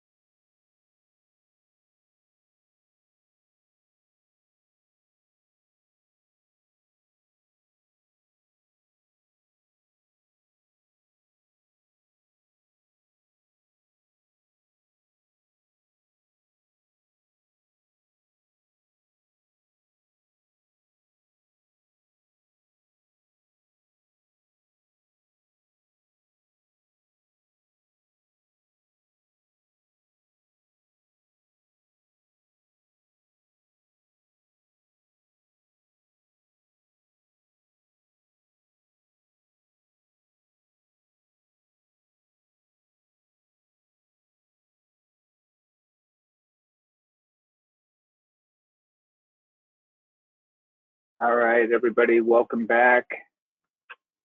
Hopefully you had a chance to get up and stretch a little bit. Take a couple of deep breaths.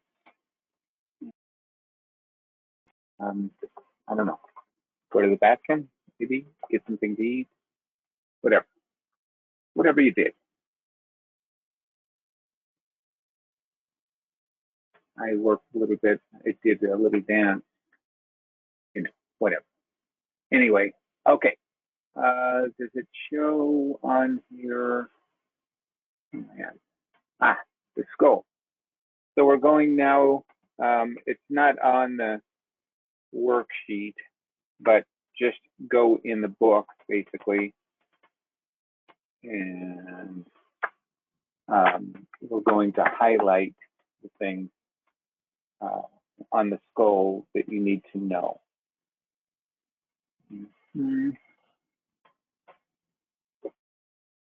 We're starting out, it's in, I believe, 130, let's say 136.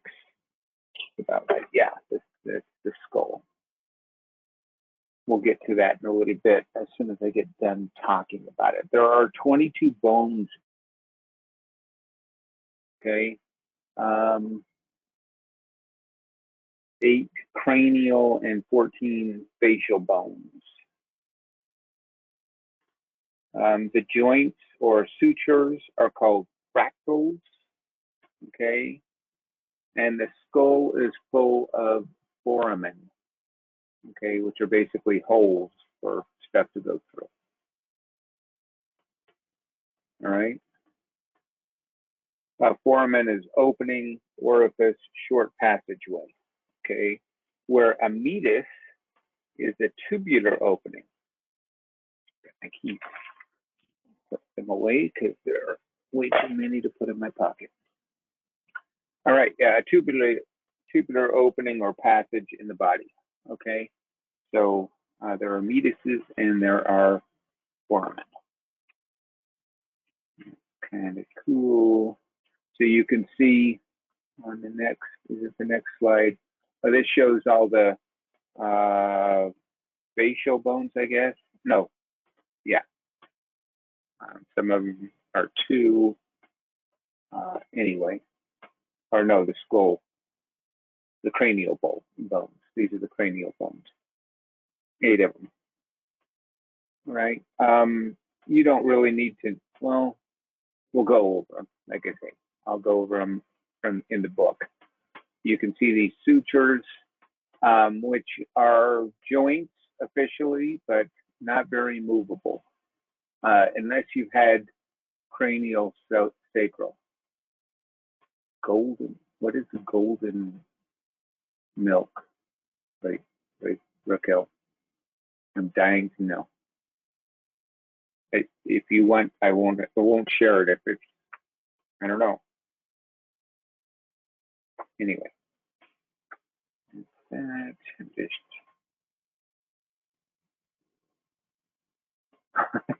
okay. Wait a minute. Oh, it's an Ayurvedic drink. Ooh, sounds good. Okay, let's go to the skull. So here's the skull. I'm going to point out the bones. We're going to go over all of the cranial bones. Let's see, we'll start off with red or the frontal bone. Oh man, thought I chose the pen. Sorry, I guess I didn't. I just changed the color. Frontal bone. All right, that's this bone right here, right on the. This is the forehead, basically. Okay, right here.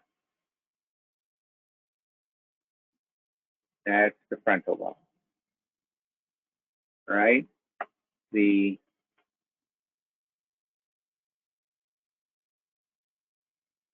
temporal bone.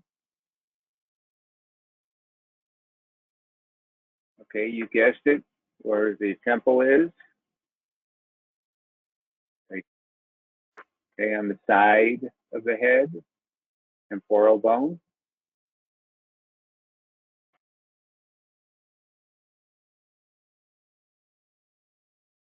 Like a late. Oh, is it latte? I don't know. Anyway. Oh, you mean the drink? I forgot we were talking about. You got to give me the recipe. Okay, because it does sound good. So the next bone we're going to, actually the bony landmark is the mastoid process. Okay, hopefully most of you know, except for anybody who's starting tomorrow on circulatory. So within the next week or so, hopefully you'll be introduced to the mastoid process in circulatory. We're through 4 days in my circulatory class, and my class is familiar with the mastoid process. And it's right here, actually right here, but yeah, circling the number 2. And it's the bump behind the ear, right here. Mastoid. Anytime you see process, it's a bump. Oh, perfect. Thank you. Ooh. I gotta try it. And now I'm excited. Okay. Mastoid process. So bump behind the ear. Once again, as I tell my circulatory class, whoever named this, I've heard him called the dirty old man because mastoid is the name for breast, and so they looked at that bump and thought it looked like a breast. Okay, one-track mind for that guy. All right. Well, once again, I don't know who named this stuff, but you get the idea.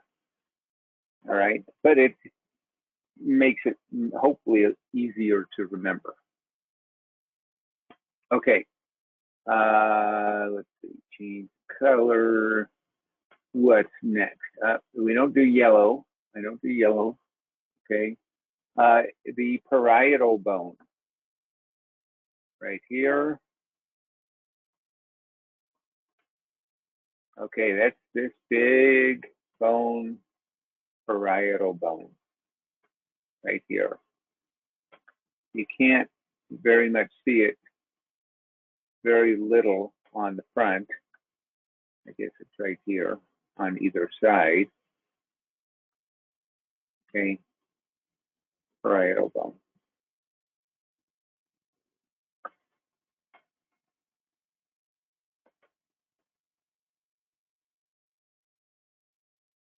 The word for chewing in Spanish is masticular. That makes more sense.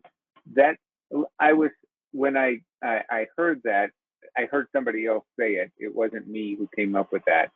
But that I don't know, because he definitely said that they thought it looked like a breastbone. So I don't know. Thank you, Isaac, for pointing that out. And maybe I'd like to, if you find more information about it, let me know. Maybe that's where it came from. One way or another, it's a good story anyway. All right. What's next? The occipital bone. This is where the occipital ridge is. Occipital bone. So this is back here. Right here. This is the occipital bone. Okay, I don't know if Denise will talk about this. She has her occipital bone partially removed because her brain was too big and it kind of blew down. Anyway, fascinating story. She kind of went over it a little bit in lymph class. Anyway.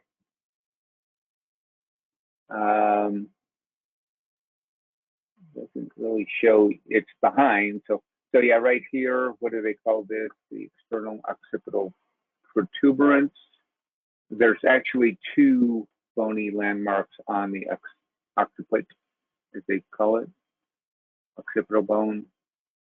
You're going to go to The first one is the foramen magnum. If I can get my pointer here.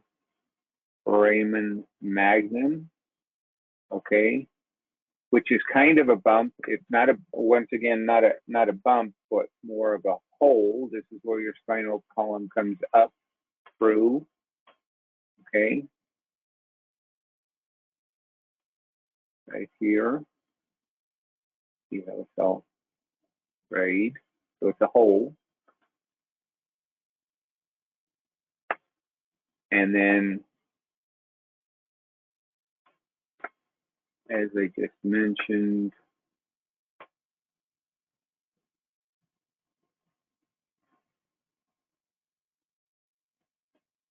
yeah, the foramen magnum is a passageway, I guess you could say, not necessarily a hole, but a passageway, officially. The external occipital protuberance, okay, which is right here, which I like to refer to as the occipital ridge, okay? But now we're going to call it the external occipital protuberance. Get all official here.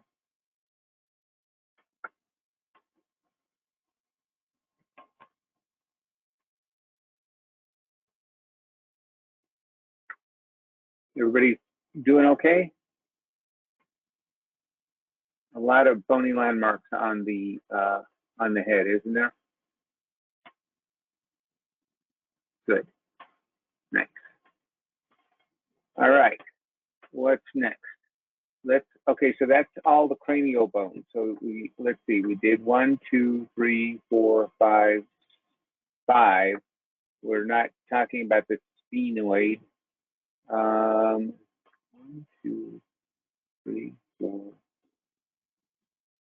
5. Okay.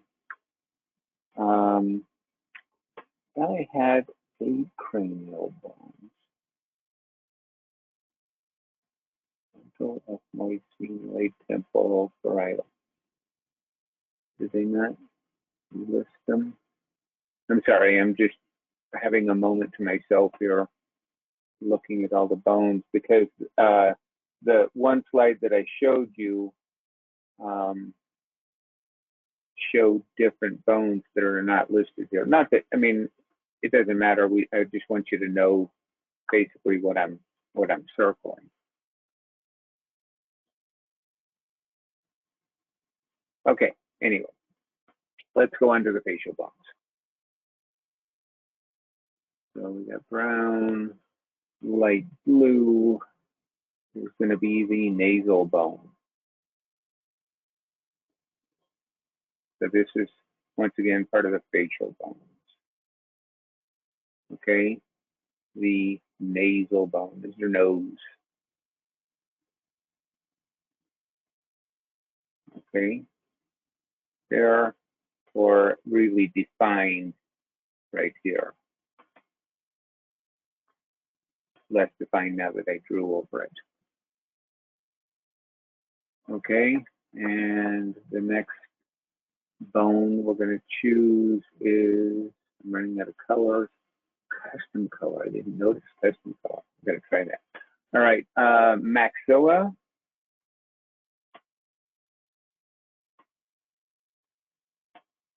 Okay, so this is above your jawbone up here, right here. Yeah. Finding my cursor, I'm having a little trouble with it. I guess it kind of comes around here, all of this, okay? Just this. That is the maxilla, right? We're somewhat familiar with the mandible. See.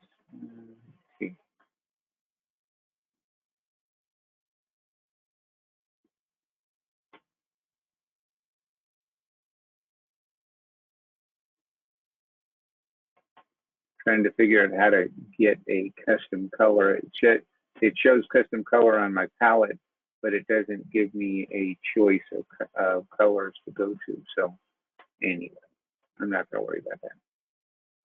Let's go back up to red. Oh, there it is. Okay. Wait a second.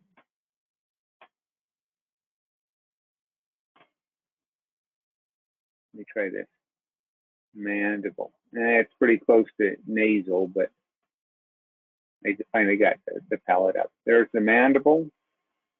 Okay, this is obviously your jawbone. Well, not obviously, but now you know it's your jawbone. Okay, which is all of this, your jawbone. Yeah, 11 is another name for occipital ridge, correct, which is the external occipital protuberance, AKA.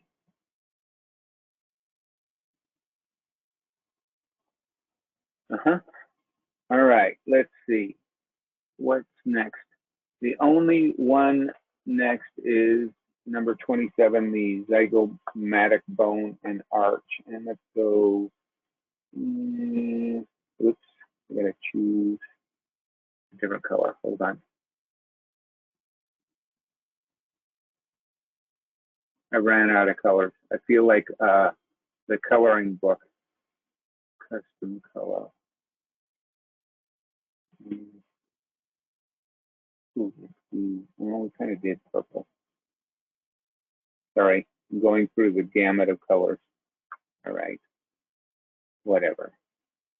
Zygomatic arch. I chose red, which I already have. It's a lighter color red. Zygomatic bone and arch, which is kind of your cheekbone right here. Okay, zygomatic arch, just below your eye. That's it.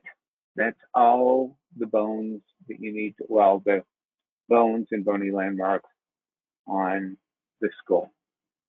Quite a few though, huh?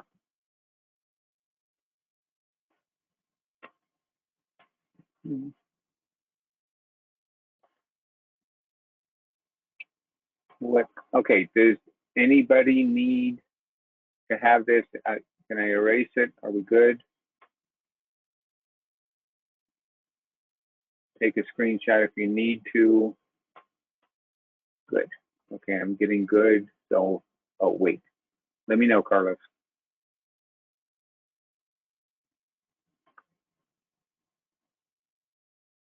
Okay. And erase. I learned something new, though, that I can make a color, but most of them are in the gamut anyway. So. All right. What's next? Hey, the spine. What do you need to know about the spine? You need your spinal cord in order to sweat. Little fun fact. And you are taller in the morning than you are at the end of the day. Just as, I don't know, you get more compressed, I guess, I'm guessing.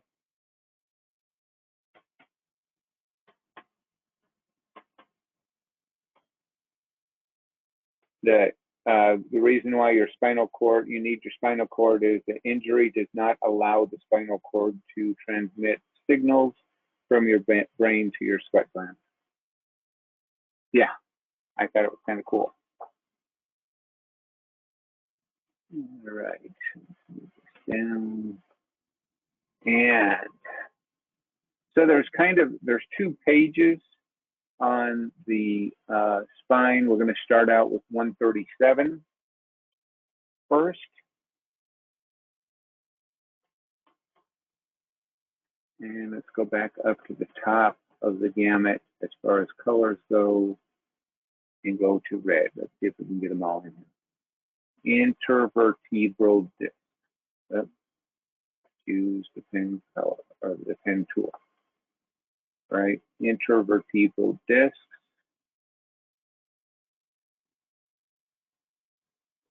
So that's the cartilage lit. Never mind, just between bodies of adjacent vertebrae. So you guys talked about this already, connective tissue, right? In between cartilage. I don't know why I'm having trouble saying it. Yeah, I'm sorry. All right.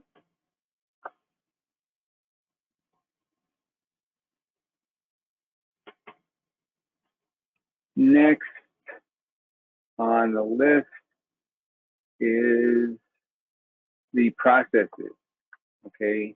Inferior articular process and superior articular process.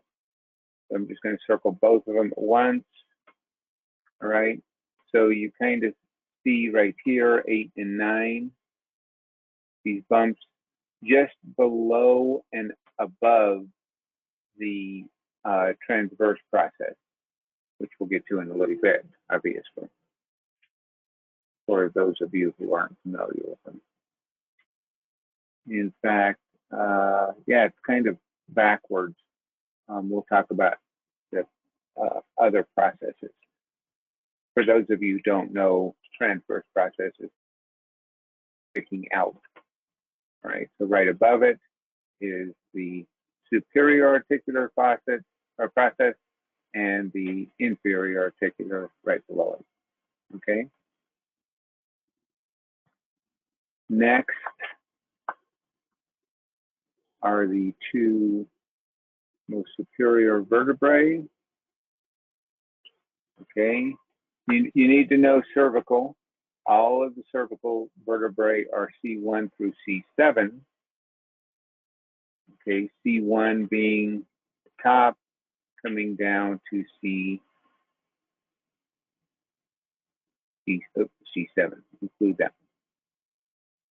Cervical vertebrae. 1, 2, 3, 4, 5, 6, 7. Breakfast. All right. I'm going to see if I can get away with coloring these. Oh, I'm going to break my golden rule and say yellow is atlas. Okay, that's the most, in fact, will it work to use the highlighter? This is, oh yeah, look at that. I can color it in pretty good with it. This is the highlighter. That's C1, the top vertebrae. It's called, its name is atlas. Okay, I'll even highlight it here. Okay, and pen tool pink is the 2 axis. No, I didn't change my highlighter. Pen tool is axis D2, and that is the second vertebrae, axis. Sorry. All right.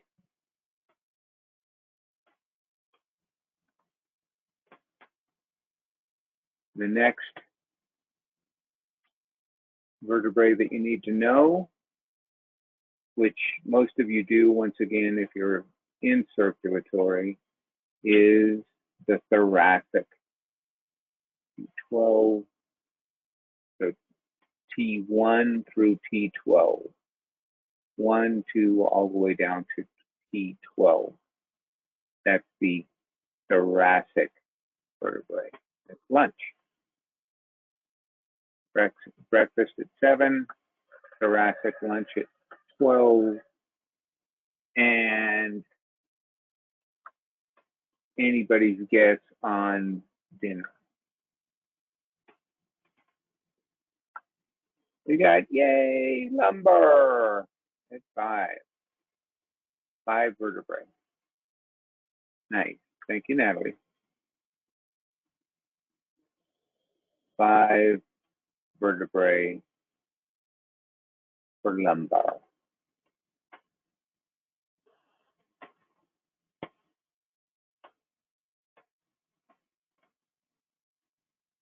Okay.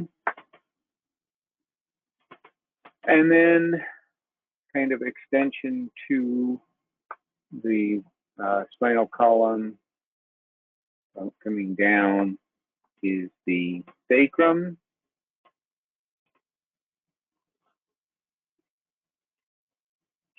Okay. All of this is the sacrum. And last and kind of almost least, at the tail end of the story, I get it, tail end of the story, because it's the tailbone, is the coccyx. That cracked me up.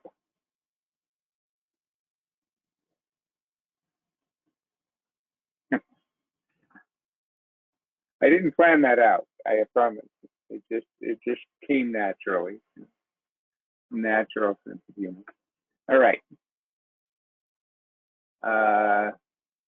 Okay.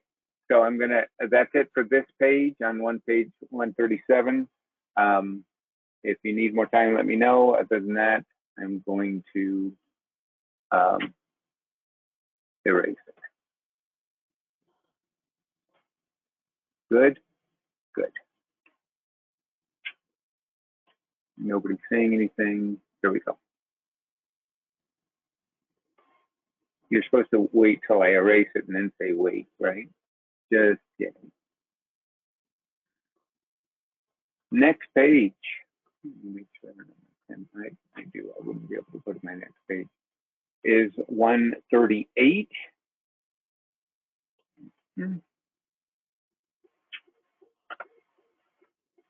And on 138, what I need you to know, these are the individual parts of the vertebrae. Okay. And we'll go back up to red, or no, wait, blue. Yeah, let's go to green just to include it. Okay, I want you to know the body. Shoot, forget to change my pen tool so I can draw. The body.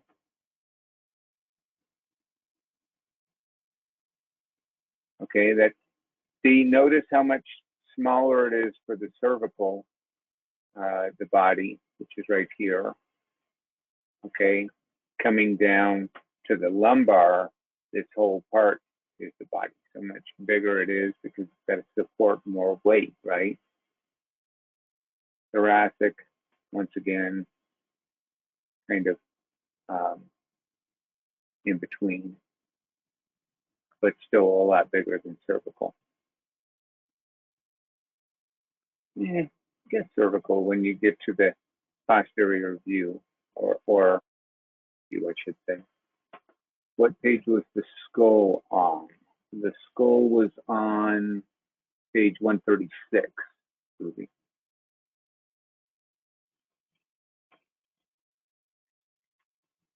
No problem. All right, so we got the body. You're welcome. And changing the tool and the vertebral foramen. Okay, so remember, foramen is what? Is the hole. Okay, this will become really important when we do nerve day, because this is where it's got the whole spine, and this hole is where all the nerves go down through. Okay, they're stacked. Remember, these are stacked one on top of another. So this hole is really important. And this is why, you know, if you have a spinal injury and you sever this, you can become paralyzed, okay, because you cut off that link for this nerve.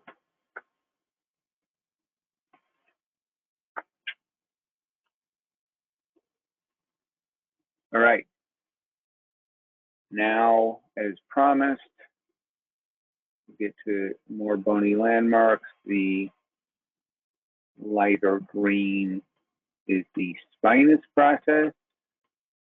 So these are the bumps that stick out posteriorly. Okay, so here, right here. These are the bumps that if you reach behind you and feel, you can feel sticking out, right?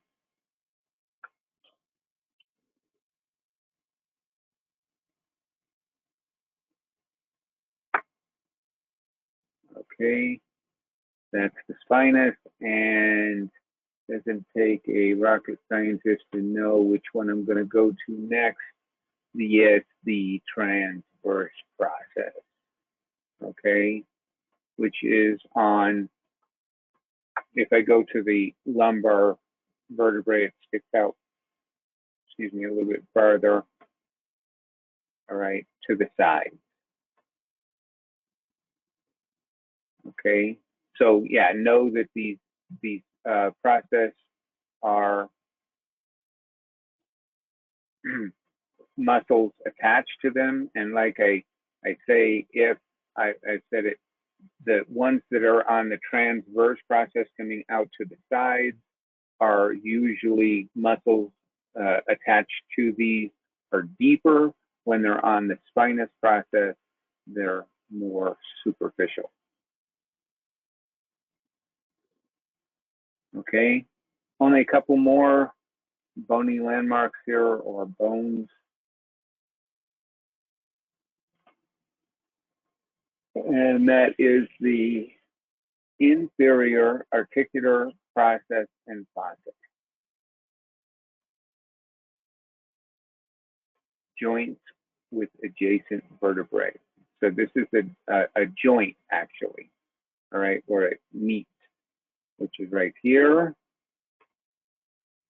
Actually right here, showing right here, and here. Okay, so they're kind of meeting together, kind of, and superior articular process.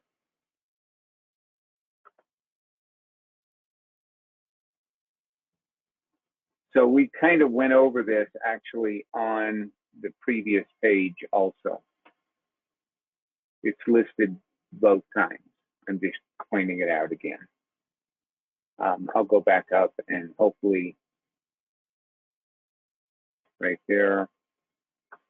I don't know why they listed it twice, but because they listed twice, I'm gonna doggone it, point it out twice.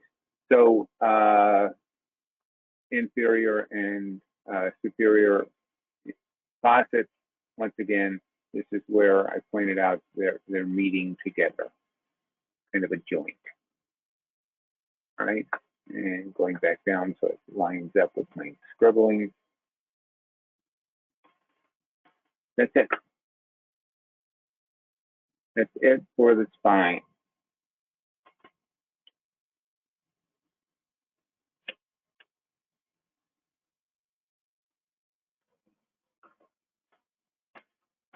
One more page. It's okay if I erase this. Oh, I actually came down too far. Get it in there. There, now it's fit. Pretty cool. Yeah, number 8. So, oh, I don't think I drew it. Do I have my pen tool? Nope. See, this is the superior one right here, which meets with the inferior one at the bottom. That makes sense. Sorry, I didn't draw it on the drawing. That's why I went back up to kind of say, they're meeting, form those two together, once again, show joints with adjacent vertebrae. So one from the inferior is meeting to the superior of the one below it. That makes sense.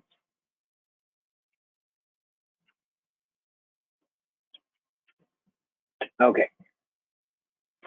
I'm going to erase this.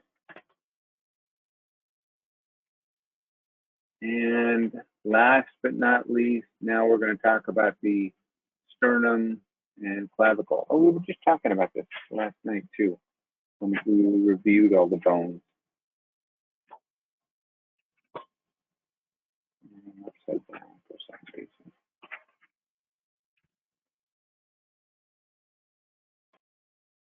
Okay. Oh, let's go back. Use the tool.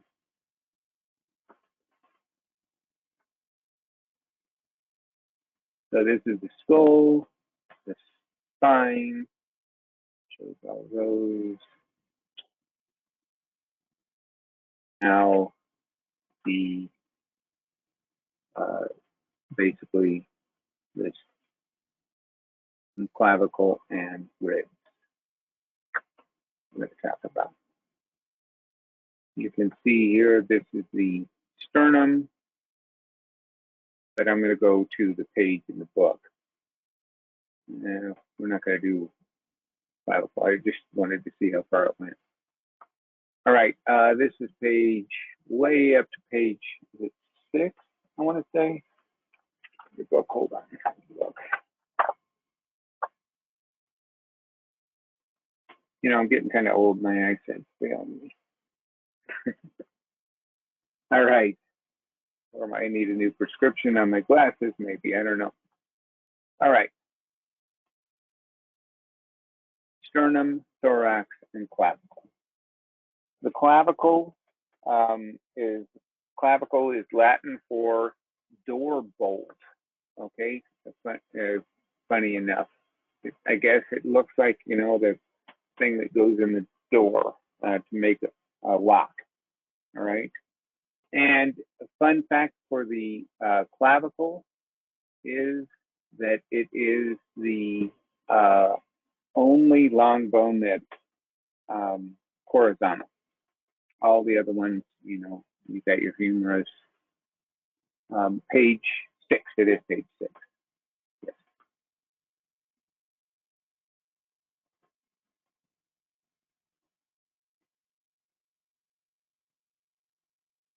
Okay.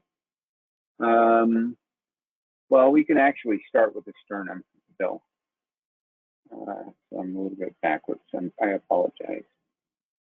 The breastbone is the sternum, and we were talking about this last night, saying, oh, you're going to need to know this in anatomy. And so here we are. So there are 3 parts to the sternum. Stay on this. The sternum, whoops, I forgot to change my tool. I do this every time. The sternum, okay, which goes from here all the way down. All of this is the sternum, right? See these little divots? You can guess what that is for. All right. There are 3 parts to the sternum that you need to know. Okay. I'm pretty sure this is going to be on the midterm. So the 3 parts are the manubrium, which is the top part. Okay. That's this part right here. This one. Okay. The middle part is the body. Okay. That's the largest of the sternum, where red blood cells are made, but we'll get to that in another class. And last but not least is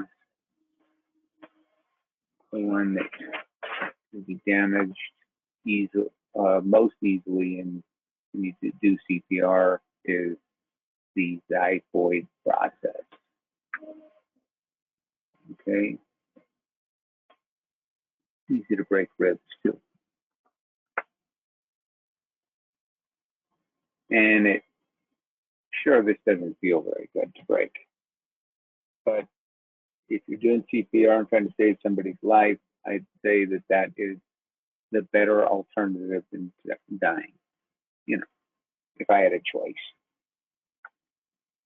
Okay, so that is the sternum, what we need to know. So we're going to talk about the ribs now. And ribs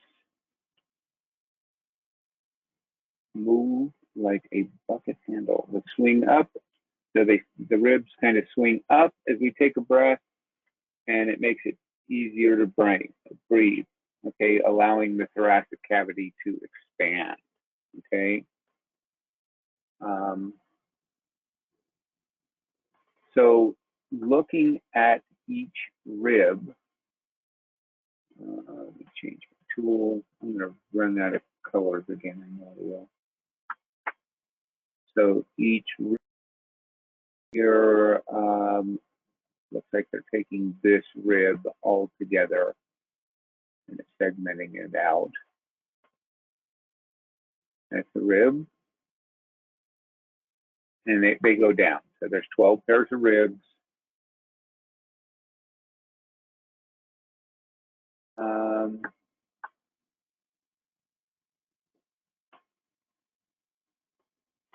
And what you need to know is there is a head part of the rib, okay? This is the part that's connected to, let's say, the sternum, okay? Even though all the ribs don't connect to the sternum, there are a couple that are floating that don't come around to the rib. But that's what these little notches are for, okay? So in each of the heads, all right, they're coming in and connecting to the sternum here, okay? Yeah, it shows it down here, okay? That's where the head.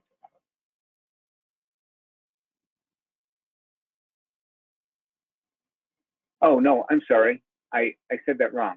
The head is attaching to the spine. So they all do connect to the spine. My apologies.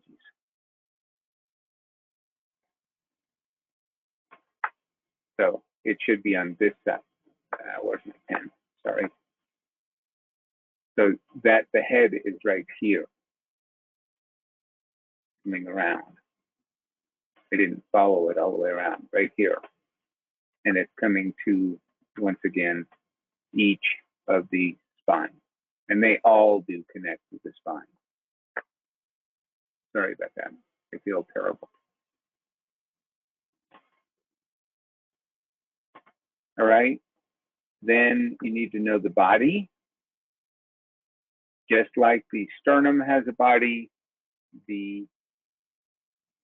each rib has a body. Okay, which is the main part of the rib. Okay.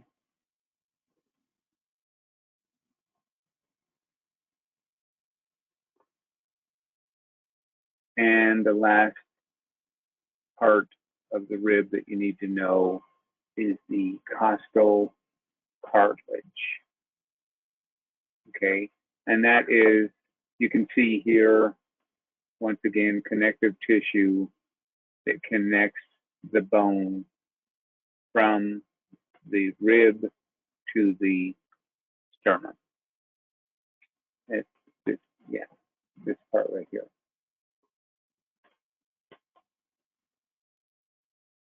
Okay, is that confusing enough for you? So sorry if I messed you up there. I got it backwards right at first. Okay. Thank you, Raquel. All right, the last bone of the night. Phew, thank goodness. I started talking about the clavicle at first and then said, no, I'm going to go in order. So now let's talk about it. Like I say, only long bone that's horizontal. And the middle part, is that on the midterm also, is what the, about the ribs? I don't think so. I'm going to go, it says on the syllabus, review for the midterm. Actually, next week, I am reviewing the structure for the midterm. So I'll let you know exactly what you need to know for the structure next week. Are these all the bones for these bones? Both these bones. I don't understand the question. Sorry.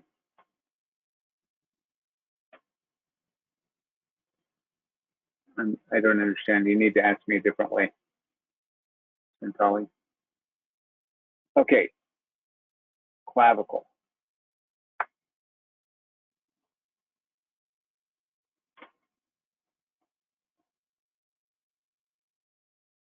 Yes, I'm circling just the parts on the page that I want you to know.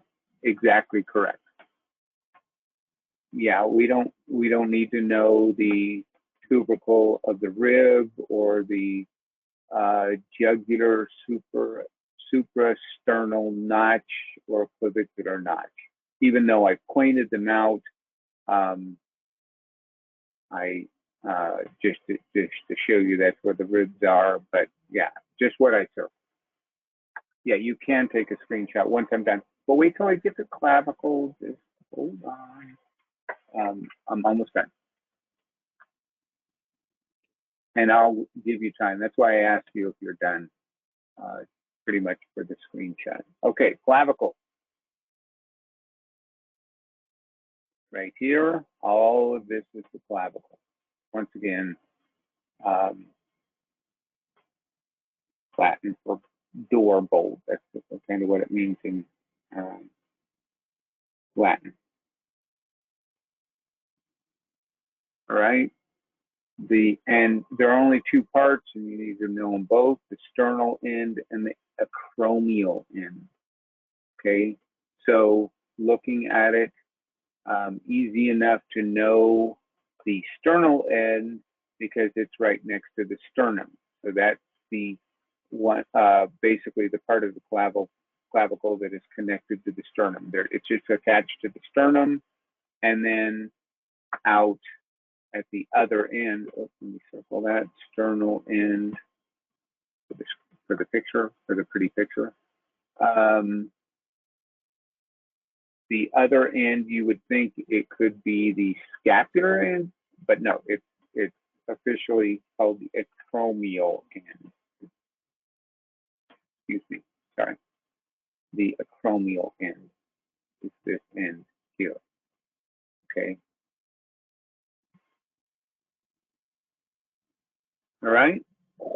Those, yeah, that's what you need to know for this page.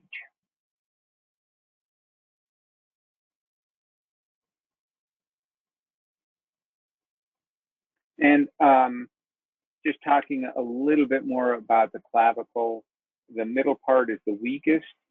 All right. The lateral portion moves down, and then the proximal displaces upward when it breaks, because what's attached to here, what muscle is really attached here to pull that up? Anybody want to take a guess what muscle is attached here?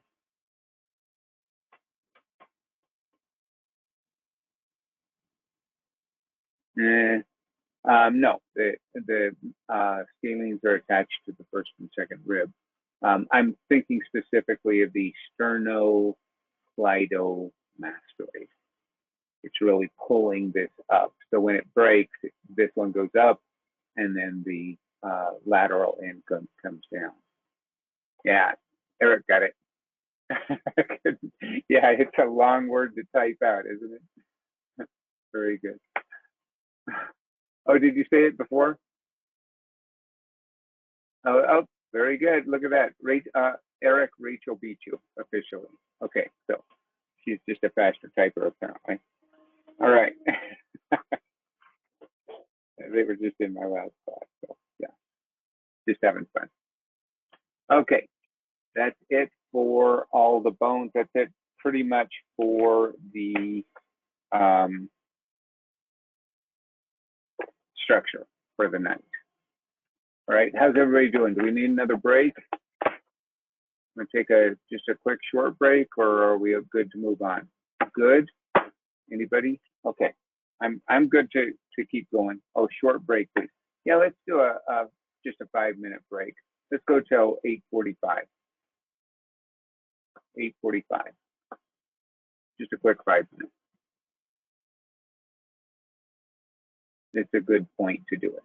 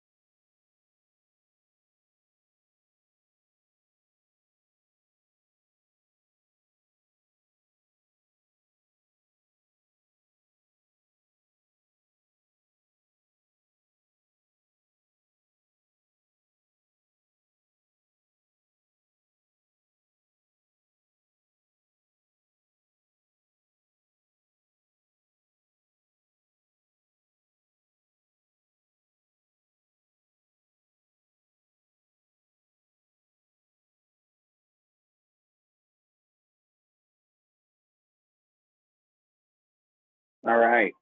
That was perfect timing. I had a chance to put all my structure stuff away, and moving on to our connective tissue review.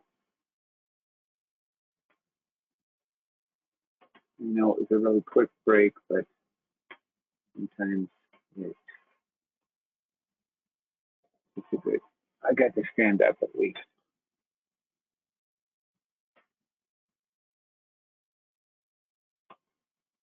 Okay.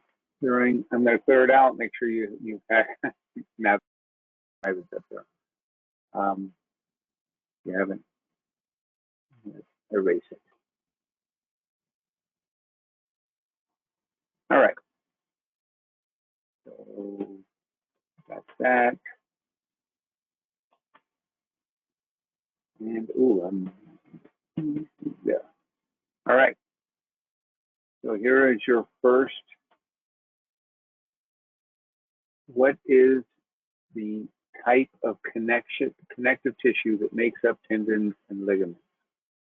Can you tell me this? Just write it in the question panel.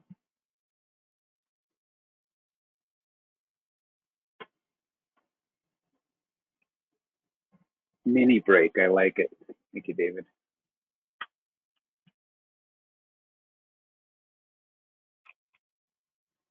Good. No, Teresa. No, Teresa.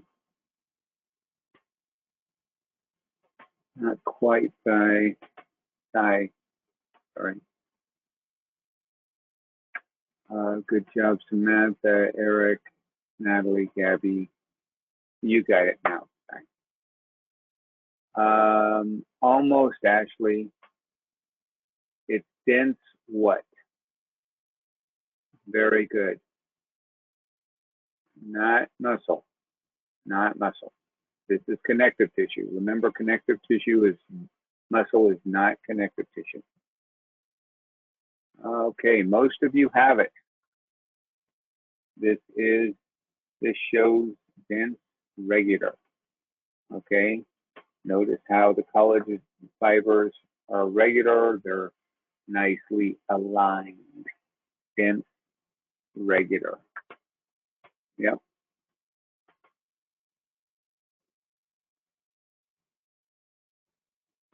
Okay. All right. What is the type of connective tissue that makes up deep fascia?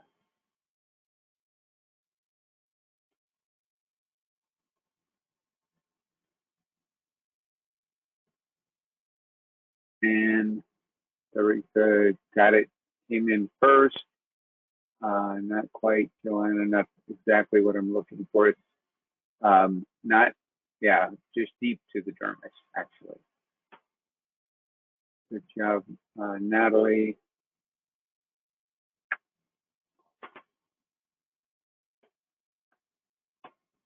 I've never heard it say that way, Alexandra. Probably. Oh, you connect. Okay. That makes more sense, what you said the second time. I get it. Not quite, actually. It is dense.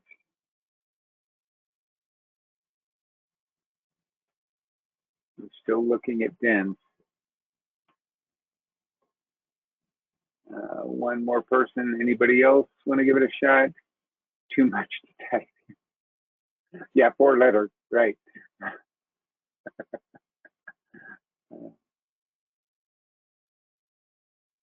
Very good. Okay, I got a few more. Very good. So we're looking for dense irregular. So you can see here this dense irregular kind of, well, actually it looks like it's in the dermis, but at any rate, connective tissue, deep dermis, yeah. So yeah, you need it to move around in.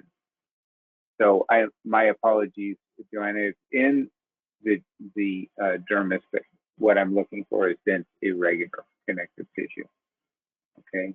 Or dense irregular connective, DICT, as somebody put. I'm not going to say who.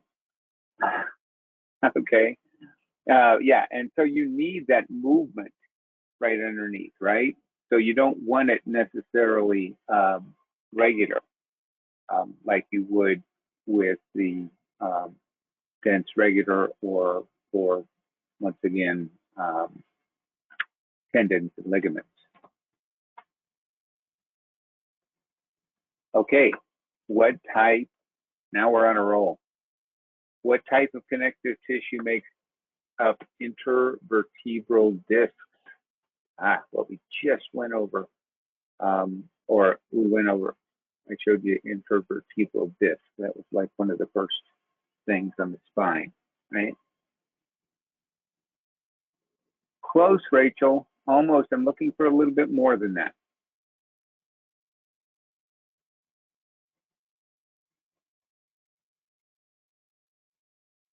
Not quite, Carolyn.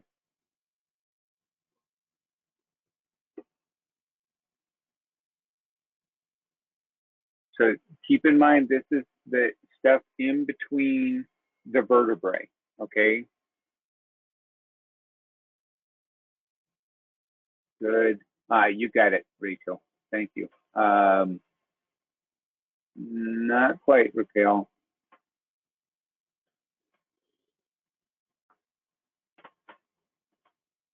A bunch of you have it. Pretty good. I'm going to give it to you if you haven't. And thank you for answering. No matter what, we're looking for fibrocartilage. Okay, this is rubbery. If it's in between, it shows here. All right, tensile strength with the ability to absorb compressive shock. All right, rubbery, shock absorbing, handle impact.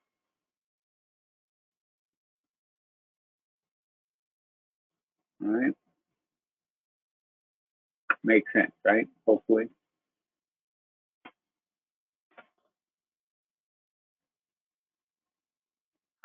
Right.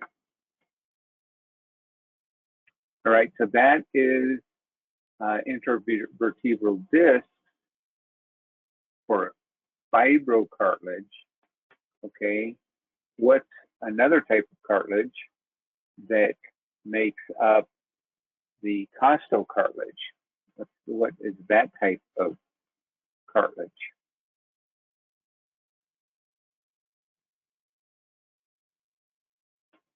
All right, who came in first? Carolyn, good job. And then Corey, Miriam, Alexandra. Oh, so close, Rachel.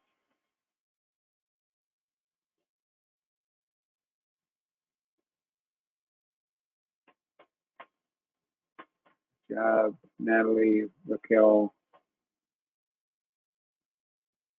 Eric.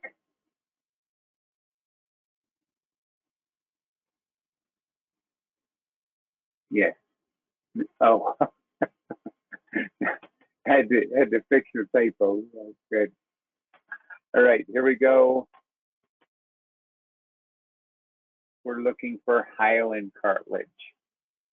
All right, hyaline cartilage. Yeah, it shows. Somebody said elastic cartilage here. That's on the ear. Hyaline cartilage would be the nose, throat, and the rib cage. Okay,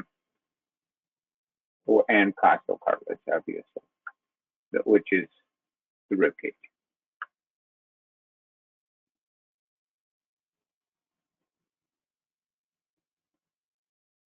No, I don't, Nancy. I'm sorry, but that would be a good idea. It's just so much more information, unfortunately. Yeah, somebody, Nancy asked if we have a study guide for this, like I created for circulatory. Yeah, that would be great. I would have to, yeah, it would be a book instead of a 4-page handout.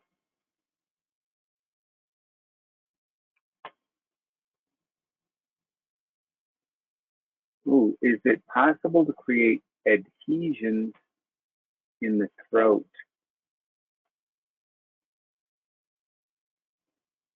What type of adhesions are you talking about? Are you talking about the connective tissue adhesions?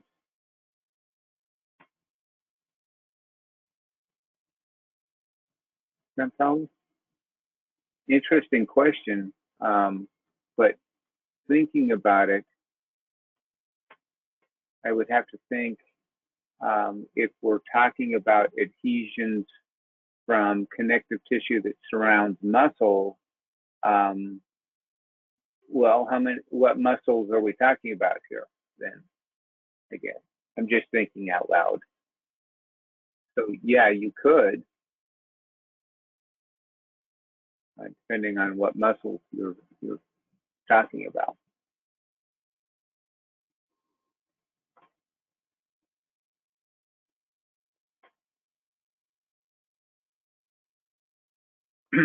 Well, connective tissue surrounds muscles, right? So,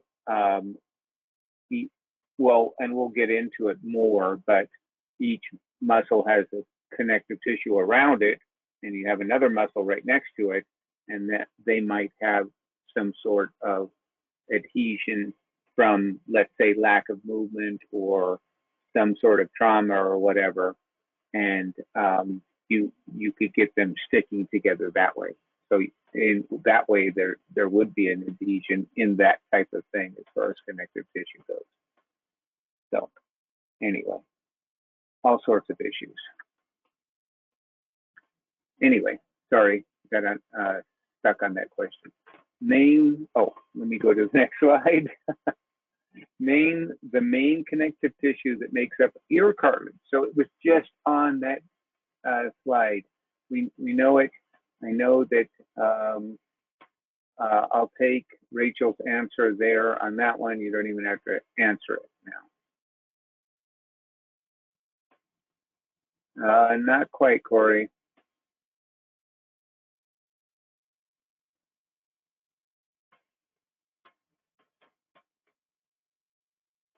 Very good. Most of you have it.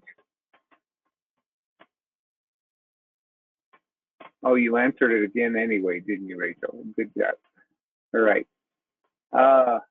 Some of you, I'm going to give it to you. It's elastic cartilage. So yeah, the ear. What else makes it up? That all of this in blue, basically.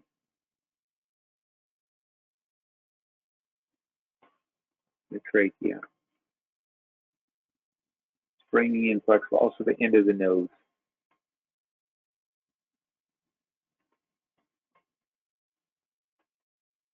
Springs back. And that's why I put the slinky in there. Because it goes boing, boing. Oh, eustachian tubes. Yes. Oops. I guess that's the next question. I guess I didn't mean to go on to the next slide, but there it is. Name the connective tissue that makes up subcutaneous layer of the skin.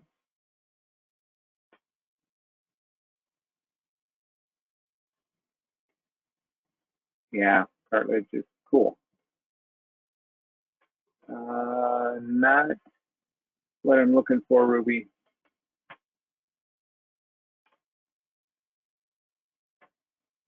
So a lot of you are saying adipose, and adipose is an example of what type. Oh, there you go.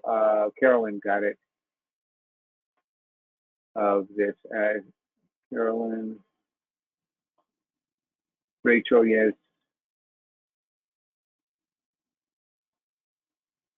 Good job.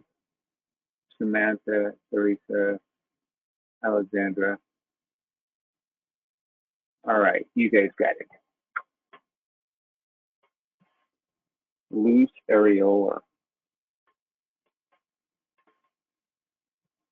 So it says consists of fibers and several kinds of cells, fibroblasts, macrophages, plasma cells, adipocytes, and mast cells embedded in a semi-fluid ground substance. All right.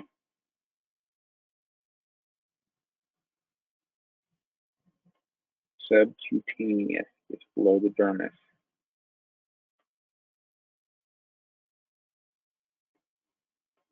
Loose areola, very good. So yeah, adipose is definitely part of that.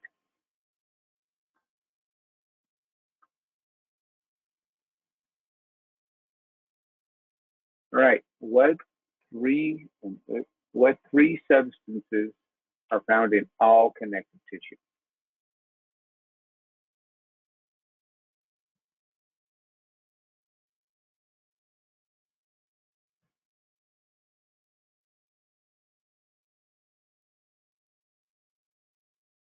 And June, good job. You're the first one to answer.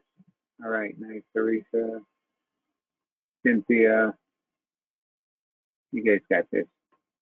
I know Denise went over it very thoroughly.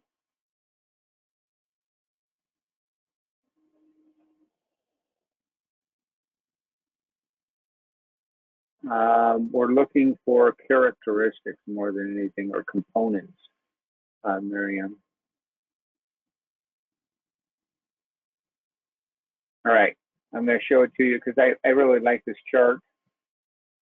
Cells, fibers, and ground substance. So showing an example of cells, fibroblasts, macrophage, mast cells, plasma cells, lymphocytes, leukocytes, adipose cells. Okay. And then fibers, reticular, elastic, and collagen fibers, different types of fibers.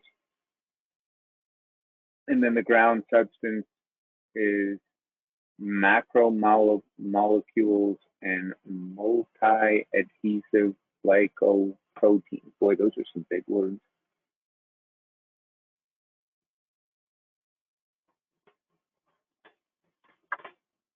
Nice. Yeah, this kind of, I don't know if it simplifies it, but shows some examples of it anyway. And what are two other substances found in connective tissue? This was, I think, part of your homework.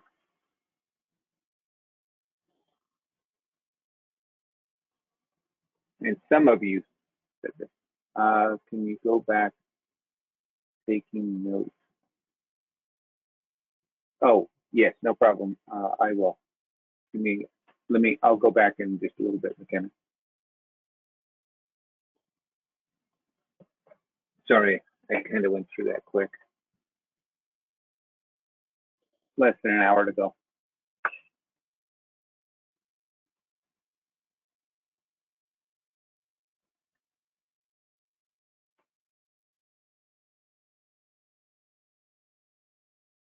Had to mute myself for that cough.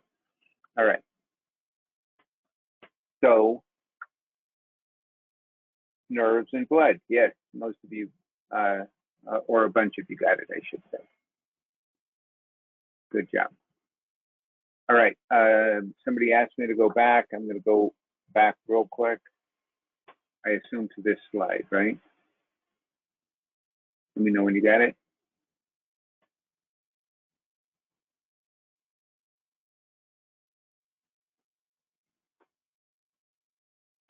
Okay, good. Thank you. Functions of connective tissue. All right, go ahead and list some functions of connective tissue, and then we'll go over them. What would you say? Good, Natalie? I've done totally good.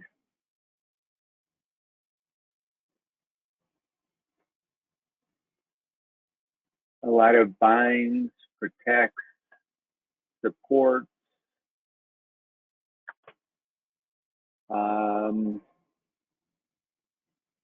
connect, transport, insulate. Good. Insulate. Good. And I got a few. I know you were typing them out right before I said it too. Insulate, protects. All right, very good. Okay, so yeah, I've got a bunch of different ones. They're pretty much supporting everything you said. Connects tissue to one another, as this example, tendons and ligaments. Definitely transports blood and lymph. These are just examples, obviously. Framework and stabilize. We've got bones.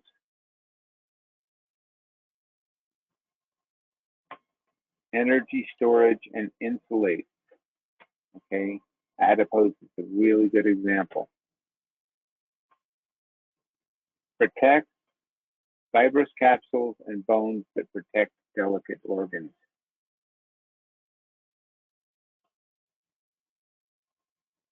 Am I going too fast? Because most of you got this. Okay, good. You know, I got a no and a yes right after that.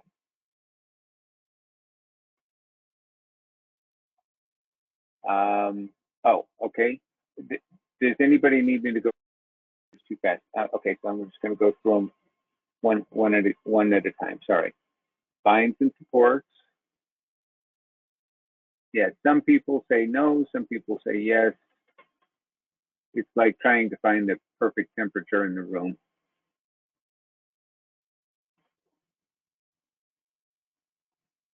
Okay, next slide.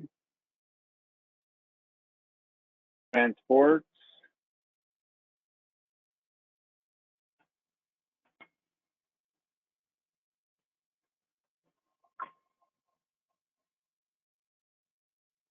Framework and stabilize. If you say wait, I'll go back. But otherwise, I'm just kind of going a little bit slower through these.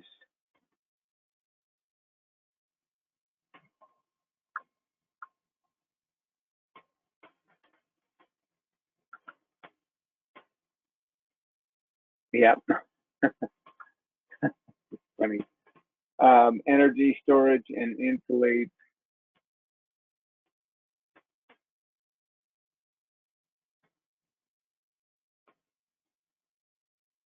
And protect.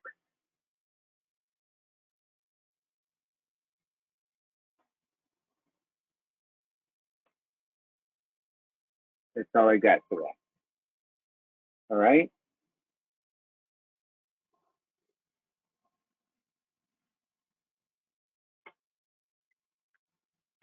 So there's a bunch of examples how adhesion can, oh, I'm going to move on. Examples of how adhesion can affect connective tissue and or surrounding tissues. Rather than have you list them, I'm just going to go through what I have because I know you guys have this. Yeah, restrict flexibility, reduce flexibility, yeah. Interfere with proper organ function, okay? That can definitely cause connective tissue issues. Cause an obstruction, trigger points. Oh, trying to think. No, it's on muscles. That there's a awesome video as far as trigger points. I'll try to remember. In fact, I'll make a note to show it next Wednesday night.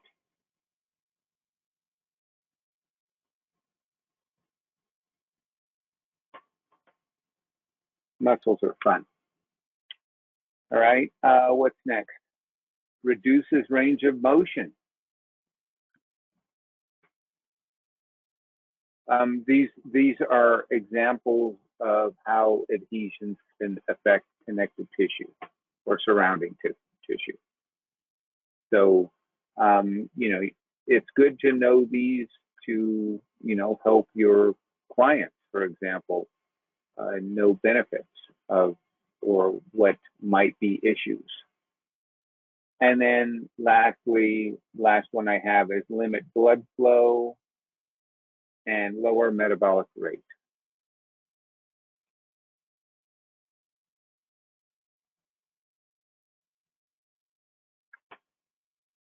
Okay. Was that too fast once again? Anybody needs me to go back at all? Hopefully not, but yes, go back. Okay. Well,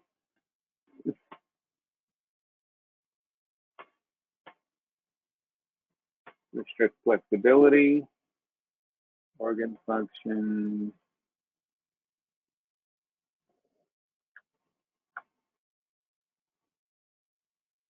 cause an obstruction,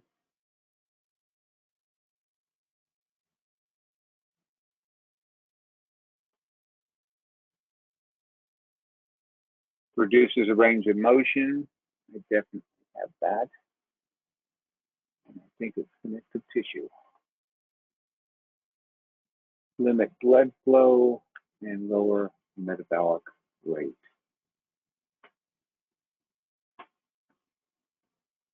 All right. Now, I know that there was a question on your homework about massage being beneficial, how massage might have beneficial effects on ground substance of deep fascia. Okay, and anybody have an answer or an idea? I have some, one, yeah, Rachel, awesome, you got it. And really, Samantha, this is pretty much the definition of it, it's atrophy.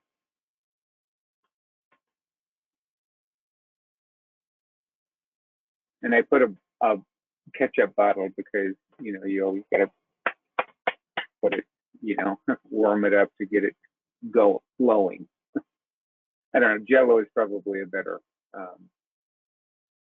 example.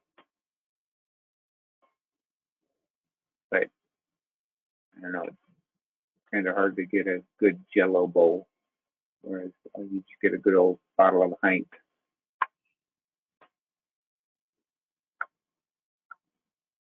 All right, so that, as far as ground substance, definitely. Okay, hopefully you got that.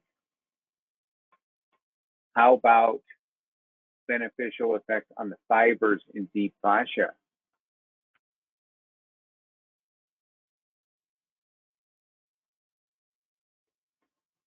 I'm just going to give it to you because it's too many words. Massage can detach fibers, making them parallel and regularly arranged. Yeah, well, very good.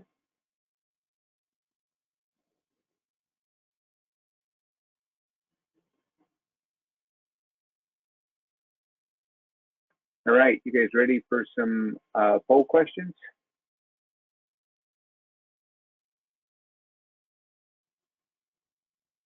Maybe a special note or two. So make sure your special note place is ready to go. I'm sensing that we're going to be hitting on some here. I don't know how I know that. All right. The structure that binds bone to bone is called. Let me bring it up. Oh, where's my poll? Sorry. We got, is it tendon, ligament, fascial plane, or spur? Structure that binds bone to bone.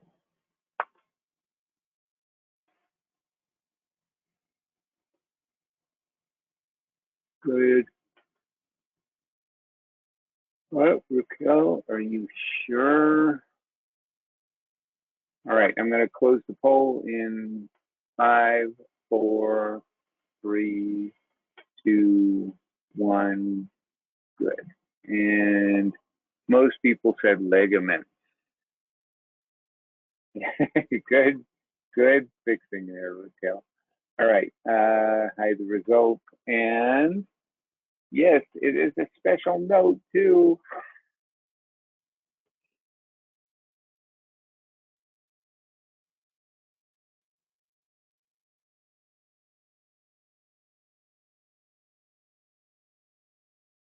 All right.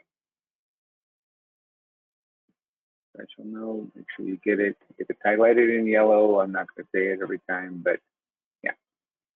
All right, next question.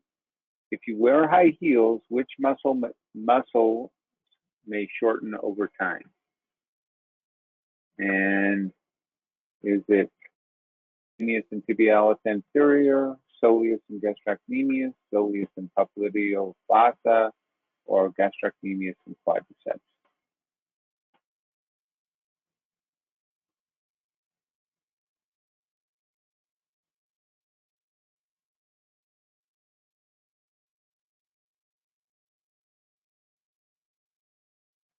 And how we doing? Let's go ahead and finish up here. Most of you are done. Nice.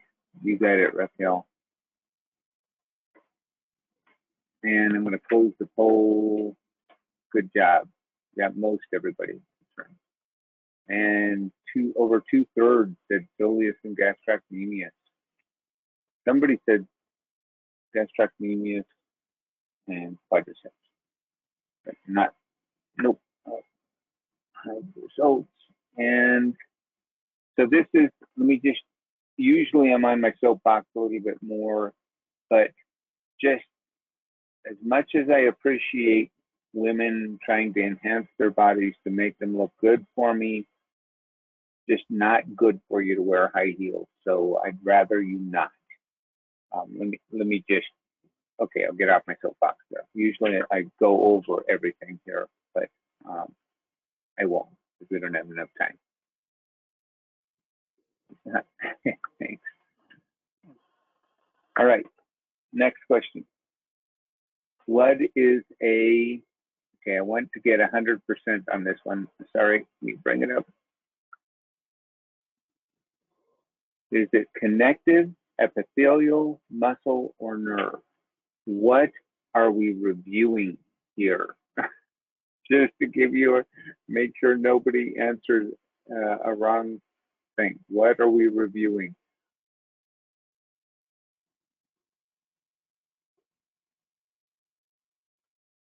And okay. Closing the poll in 5, 4, 3, 2, 1. And 93%, pretty good. Epithelial and muscle, somebody answered. I was really hoping for 100% there, but that's okay. Know that it is a special note. Blood is a connective tissue. If you don't know it, make a note of it. You can make a note of it anyway. All right. Yeah.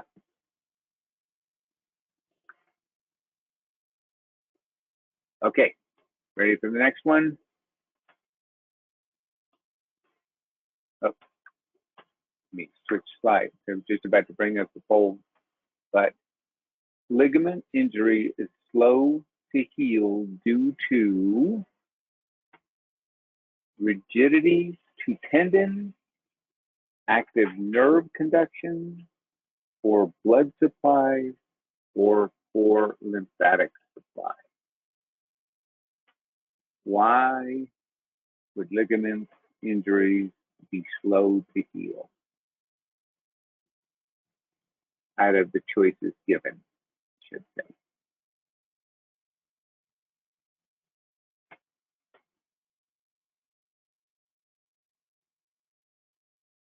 All right. Doing well. Let's go ahead and finish up. And you got it, Raquel. I'm closing the poll. And almost three quarters of you supply rigidity tendon. Or lymphatic supply. We haven't even gone over lymph. Okay. Anyway. Special note.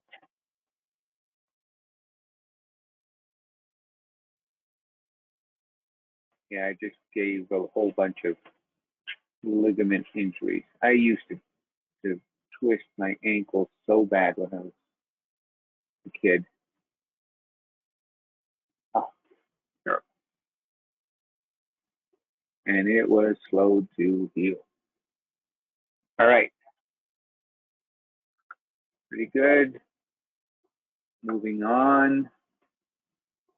So we know what ligament connects, right? Bone to bone. Okay.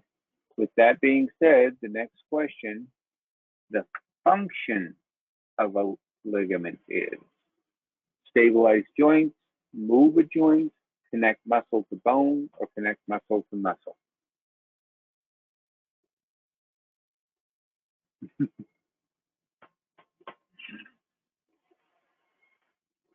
I love this question. We're looking for the function, not what it connects, but the function of it. Good, Raquel.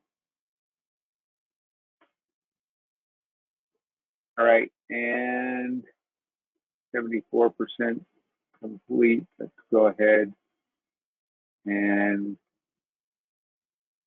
close 3, 2, 1, close the poll. Sharing the results, stabilized joints. Good, that's 71%, not bad.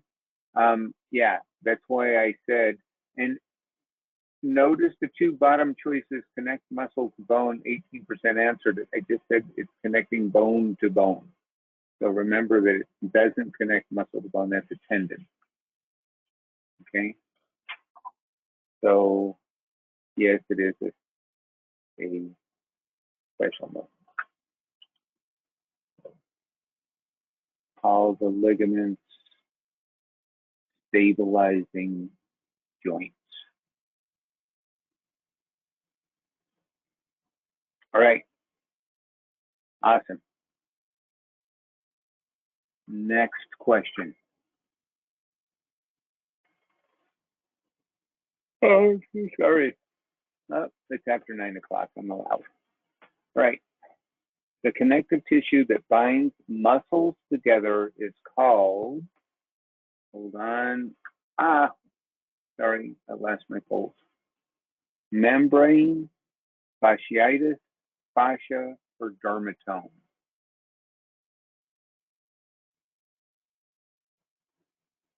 Yes. Good job, Rachel.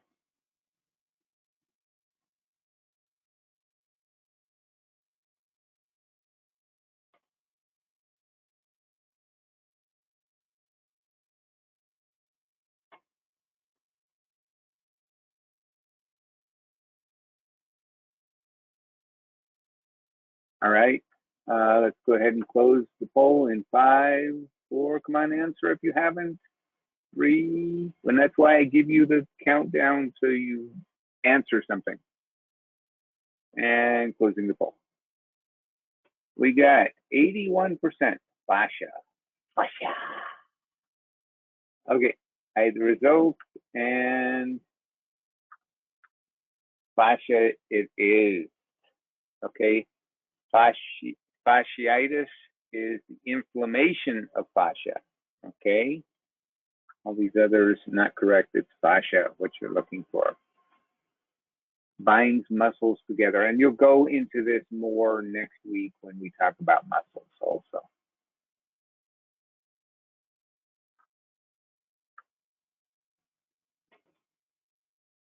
But it's connective tissue, so yes, special note, definitely. It's highlighted in yellow, right? Thank you for asking. Make sure you get it. Screenshot, whatever you need to do. All right, next question. Hyperextension and hyperflexion of the head rapidly, usually in a car accident, is called,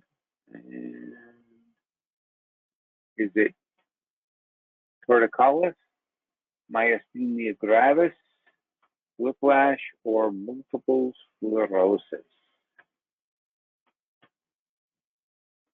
Yes. The average.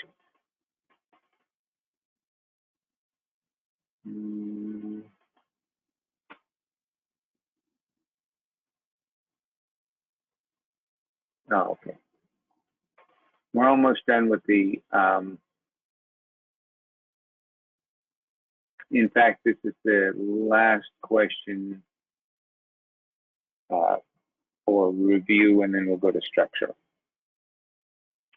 All right, how are we doing? 77%, 3, 2, answer please, and closing the poll. 89%, that's better. Only because it's not a special note, but you know, whatever. Whiplash. Not good for you. Don't want to do whiplash. All right. Next question is structure. You guys ready? Got your structure hats on? Yeah, not fun. Don't want to do it. Being that I ride a bike, it's doubtful I'm going to get into a car accident, but no, I guess I could get hit by one. Anyway, all right. Which muscle is attached to the epicondyles of the posterior femur? Soleus, biceps femoris or femoris, gastrocnemius, or rectus femoris.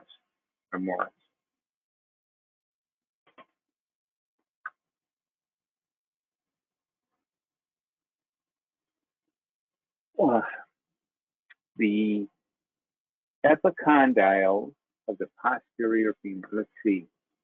Ooh. Structure is not getting a majority here. Oh, we are, but barely majority. Let's go ahead and finish up. 5, 4, just guess if you don't know. It's okay. Just participate.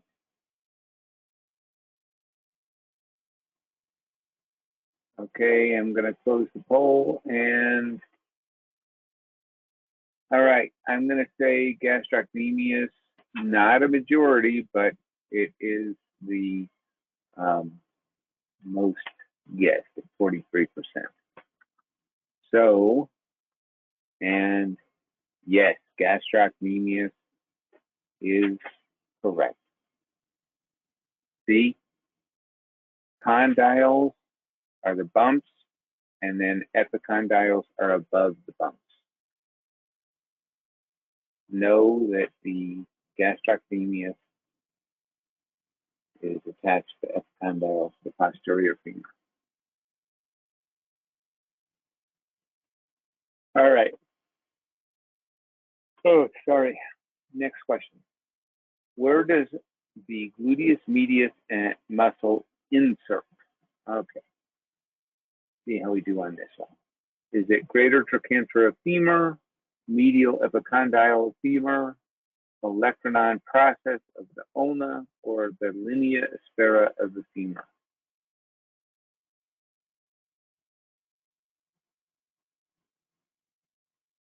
Gluteus medius.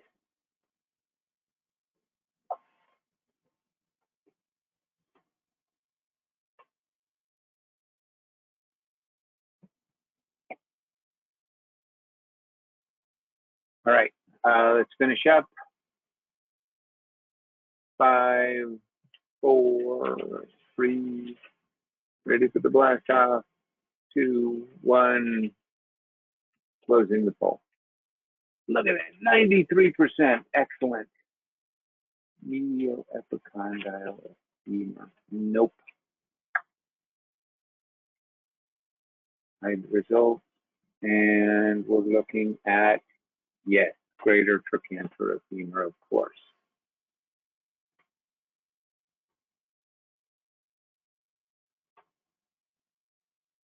It does a bunch of other muscles. All right. Next question. Which is a depression in a bone? Is it fossa, condyle, spine, or meatus? Hi, Dan. Who's there? Who's there? Denise. Denise. Hi, Denise. I said hi to you in a chat a few minutes ago, but you haven't seen it. No, I honestly, I don't have the chat box open. Yes, I see you. Yes. Hello. I just thought I'd come by and say hi. Awesome. Very good. Yeah, we're just doing some structure review. Nice. Hi, everybody. So good for you to pop in. I appreciate it. Everybody says hello. Everybody's saying hello. Hi. And oh, I'm gonna close the poll. I'm talking la la la. La la And la. 3/4 of you got pasa. And yes, pasa is correct. When we're talking about the Iliopsoas, that's the pasa, where it's at.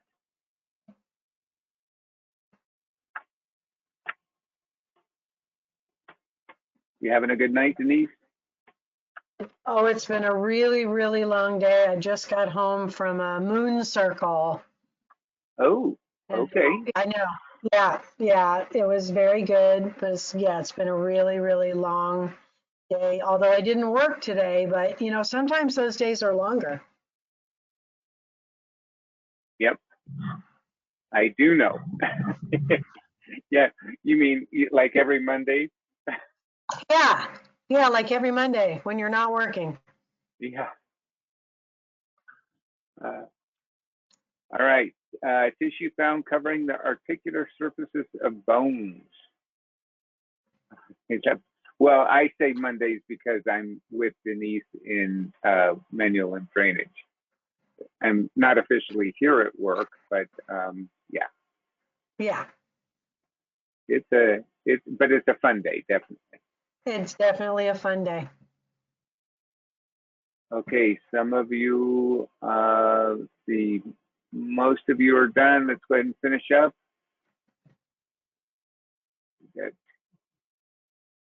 Good job, Raquel. And closing the poll. Looks like it's split, although hyaline cartilage is a majority. So I'm banking on hyaline cartilage. Yes. And we'll go over this more, but it is a connective tissue even then. But we'll go over it more on bone day also, obviously. Right, Denise? Yeah, you're doing What did you say? the hyaline cartilage on bones for bone day. Go over it also. Yeah, yeah. We also did it with connective tissue. Yeah. Yes, that's what I was just saying. Yeah. Yes.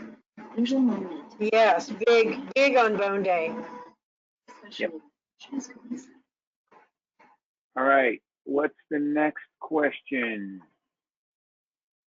A client has sprained their ankle multiple times in the past 10 years. The plastic range of connective tissue structures to this area have been increased. What pathological condition might the client be experiencing? Oh my goodness, that's such a long question. I had to truncate it in the poll, but you get the idea.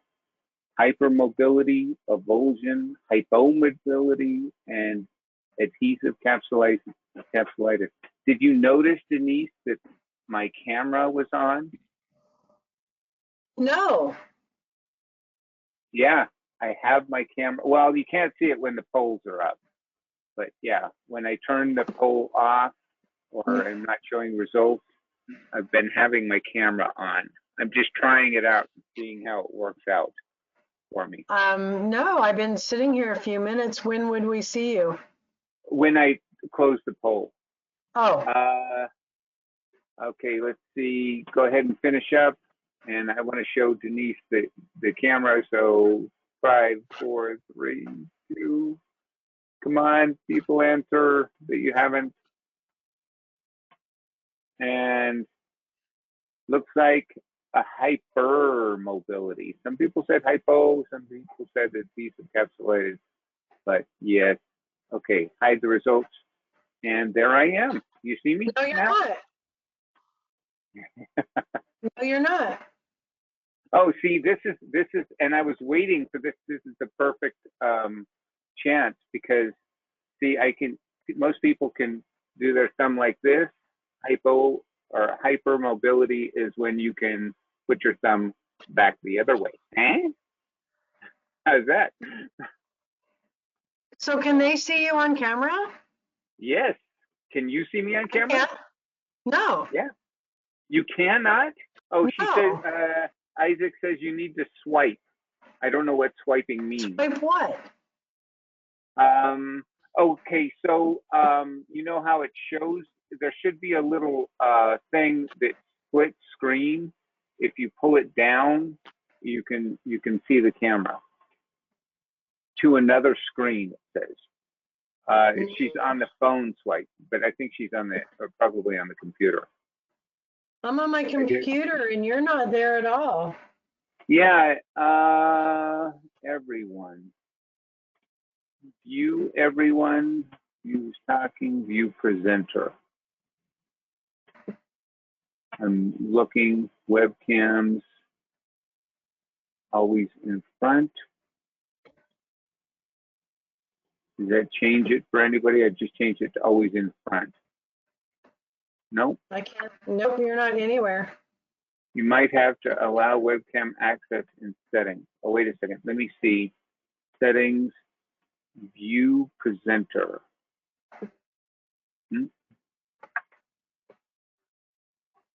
Same. Yeah, everybody else can see me. You're just the only one that can't see me. I just did Wow, that's hypermobility really with my strange. thumb. Pretty cool, huh? Anyway. Yeah. So Oh, now you're there. What's that? Now you're there because I'm there. Oh, did you just share your screen? No, but my camera's on. You can see me in the camera. And now I can see everyone. You. Oh, there now I can see you. Yeah. So you can see me now? Yeah. See, now everybody look, you can see Denise. So this is the first time some of you have seen Denise. Most of them, yeah. Very cool. Yeah. Yeah. Awesome. All right. Well, I'm going to go to bed. I'm going to go play with my dog and let you guys finish class. Sounds good. Sounds good. Well, thank you for sharing yourself on screen. I appreciate it. And I will see you on Monday. I guess. Okay. Oh, that was a nice visit. That was awesome. All right. Yeah, it was a nice surprise. I agree with Carol. All right. That was hypermobility. Oh, the next one is not a poll question, just a special note. Breaking down adhesion is a mechanical effect of massage. Just know that.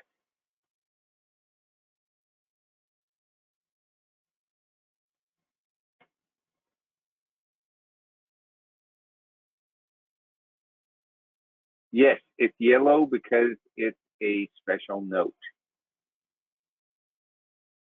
Give you a chance to, could you explain that? Breaking down adhesion.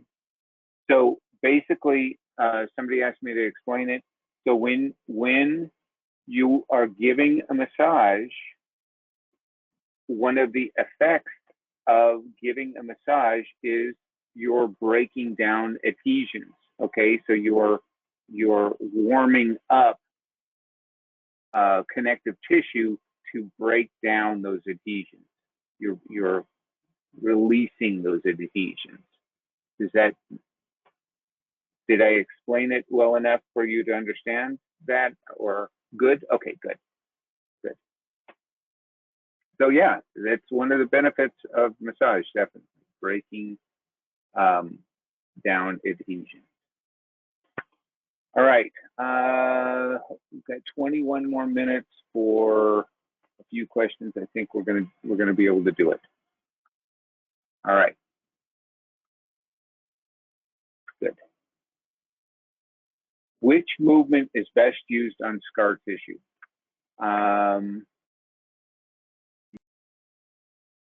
Lunge pull, petrissage, effleurage, Popeman, or friction cross fiber. So I am completely understanding that some of you don't know what these words mean, especially if you haven't taken any massage, any hands-on class, and that's okay. Okay, I can tell you that 2 of them are used more in circulatory, well, probably a lot, Troponin and well, I'll talk about it when you're done with the poll. How about that? Just guess if you don't know.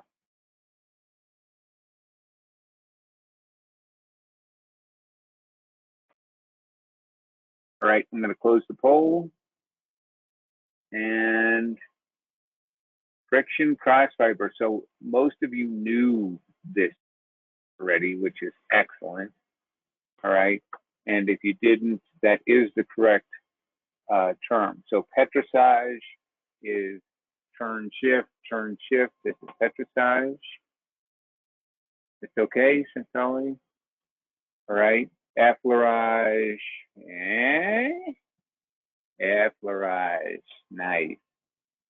Somebody said in my class that's a weird word, but anyway, Troponin. So that's kind of a tapping type thing, similar to that. And friction cross fiber is when you find the muscle fibers, okay, and you go directly opposite of the cross fiber or friction, okay, and that's the best way to release a muscle also is cross fibering, all right, or scar tissue because it's breaking that up, if that makes sense. All right. All right. What do epimysium, paramysium, and endomysium come together to create? We're really going to go over this next week. It's this is kind of a preview, but you might have. Did you go over it in connective tissue? I don't know. Let's see what the results is and see how we do. Yeah.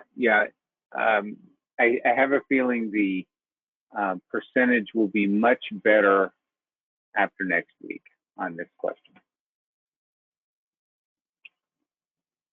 In fact, well, we're doing review for.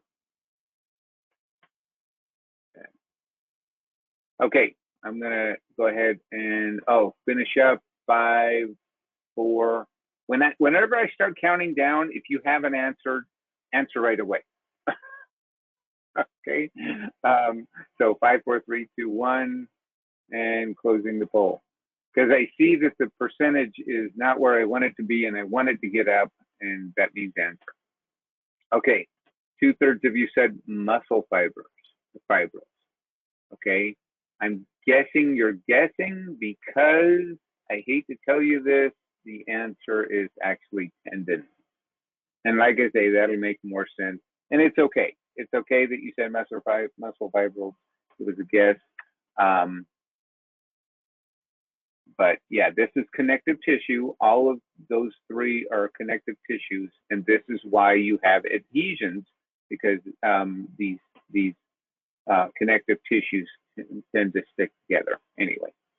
Tendons, and then they come and connect to the bone, which is actually connects to the paramysium, the surrounding around the bone. Why am I not remembering what that is? Anyway, we'll talk about it after next week. I promise. But it's a special note. It's good to know, whether you knew it or not. All right, next question. Which fluid lines the joints? Did you guys go over this? Lunch poll. Interstitial fluid, plasma, serous, or synovial? Good job, Raquel. You got it. She did when I opened up the chat message this year. It's funny.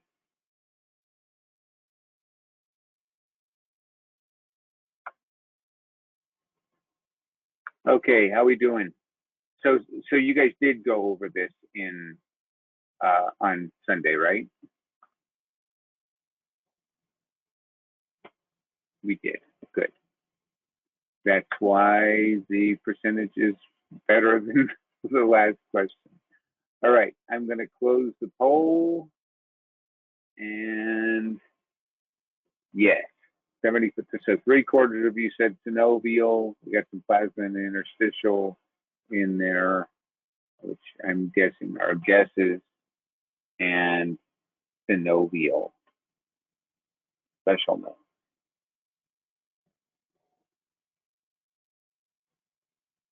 Okay, next question. I'm hoping for 100%. Really think about it. Okay, everybody got this one?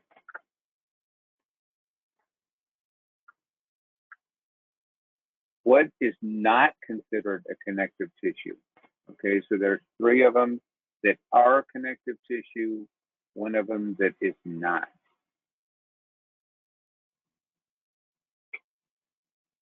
Yes, we got it right. Cool.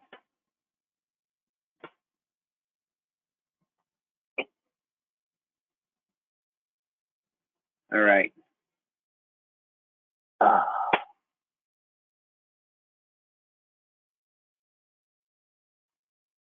It was at 100 for a while, but it's not quite 100, but that's okay.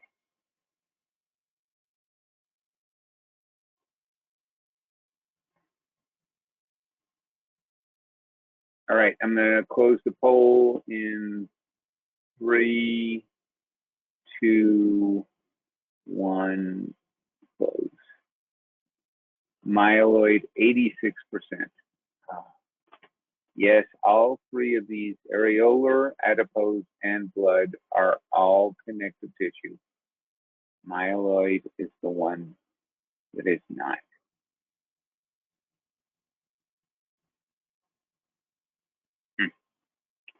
Oh well. Nobody's perfect. All right. Next slide is a special note unto itself once again. Bursa is a sac-like structure that is found around or near some joints and acts like a cushion. Just know that.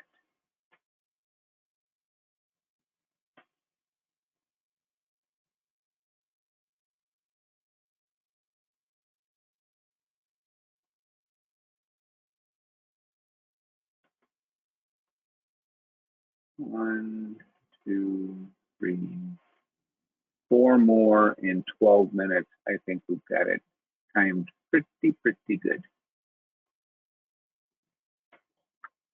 All right, everybody got that? Take a screenshot if you need to. We can do it, yes. You can do anything for 12 minutes, right? All right. I'll just leave that there.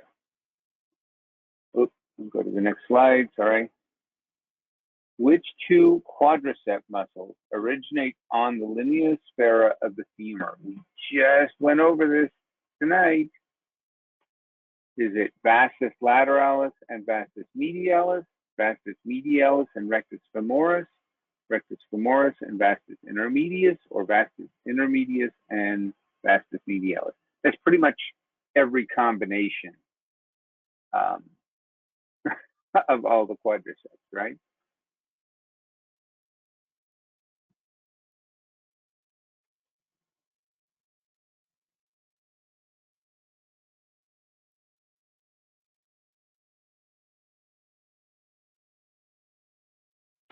And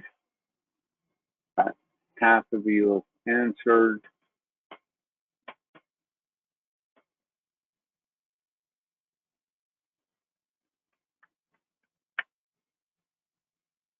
And I'm going to close the poll in 3, 2, 1. Yes, go. And oh, just over half. Vastus lateralis, vastus medialis. I'm going to close. Remember, oops. It's vastus lateralis, vastus medialis. Remember linea aspera coming, and then them both coming around to the front, to the knee. It's like it shows in the picture of it. Remember that. Yeah.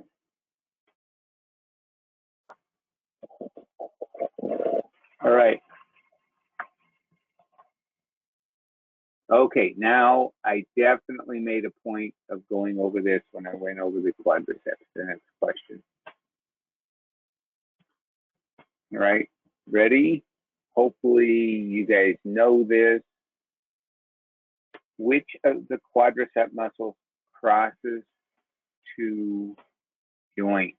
Is it vastus intermedius, rectus femoris, vastus lateralis, or vastus medialis?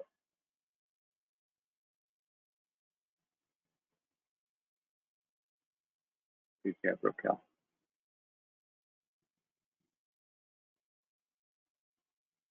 Not 100%, but close.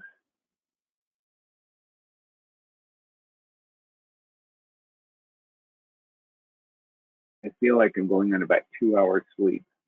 My grandson did not sleep well last night. Got something going on. Running on fumes here.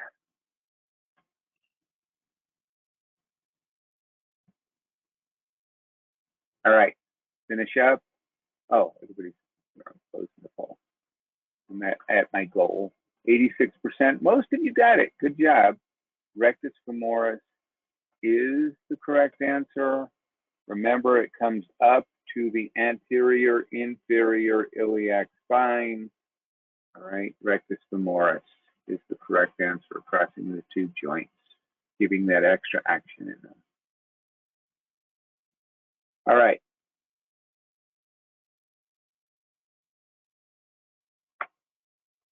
Next question. Which muscle flexes the femur at the hip? Read all the answers before you answer. Launch poll. Is it pectineus, tensor fascia lata, all of the options, or rectus femoris?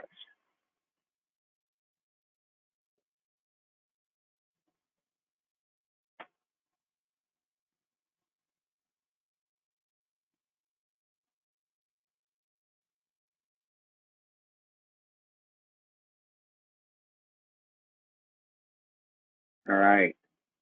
Doing good.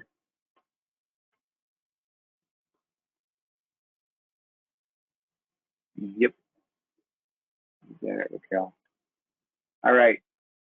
I'm going to close the poll. And none of you are totally wrong here, being that all of the options is the correct answer. All of these three are correct, but all of the options is the better of all four answers, because yes, all four of them are correct, or all three of them are correct. All right. Yeah, that's why I said read all the answers. Okay. Last but not least, last poll question. What muscle goes from the anterior pubis to the medial tibia? Just went over this tonight. Is it sartorius, gracilis, biceps femoris, or femoris? Well, I'm starting, usually I always say femoris, and now I'm starting to say femoris. Adductor brevis. Okay, we're at a race between two of the muscles, and really, both of these muscles that are in competition go to the medial tibia. Which one starts at the pubis, and which one starts at the anterior superior iliac spine? Trying to give you a hint as we go along. Anyway, we're almost done anyway. Let's go ahead and finish up. Good job, Raquel. You got it. All right, and I'm going to close the poll. 3, 2, 1, and we're gracilis. Gracilis starts at the pubis.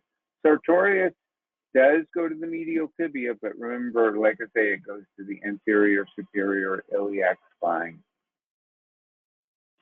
All right. I'm sorry. hiding the results and show the answer gracilis. Special note. All right, it is 9:55. Just before we leave, remember for the people, know that a couple of you have already done the muscle contraction homework. Thank you for turning it in early. I appreciate it. Please, please, please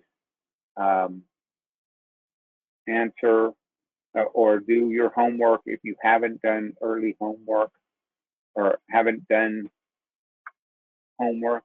Oh, you know what? Let me see if I can do this real quick. Opening. Okay, I've talked about my my grandson last couple of seconds. Let me see if I can show him. Where is it?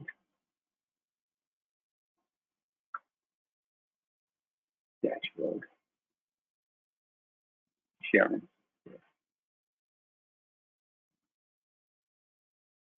There he is. This is what I get to go home to. All right. Anyway, have a great night, everybody. Like I say, don't forget to turn it in. Thank you. He is just the cutest baby in the world. Have a good night. Thank you.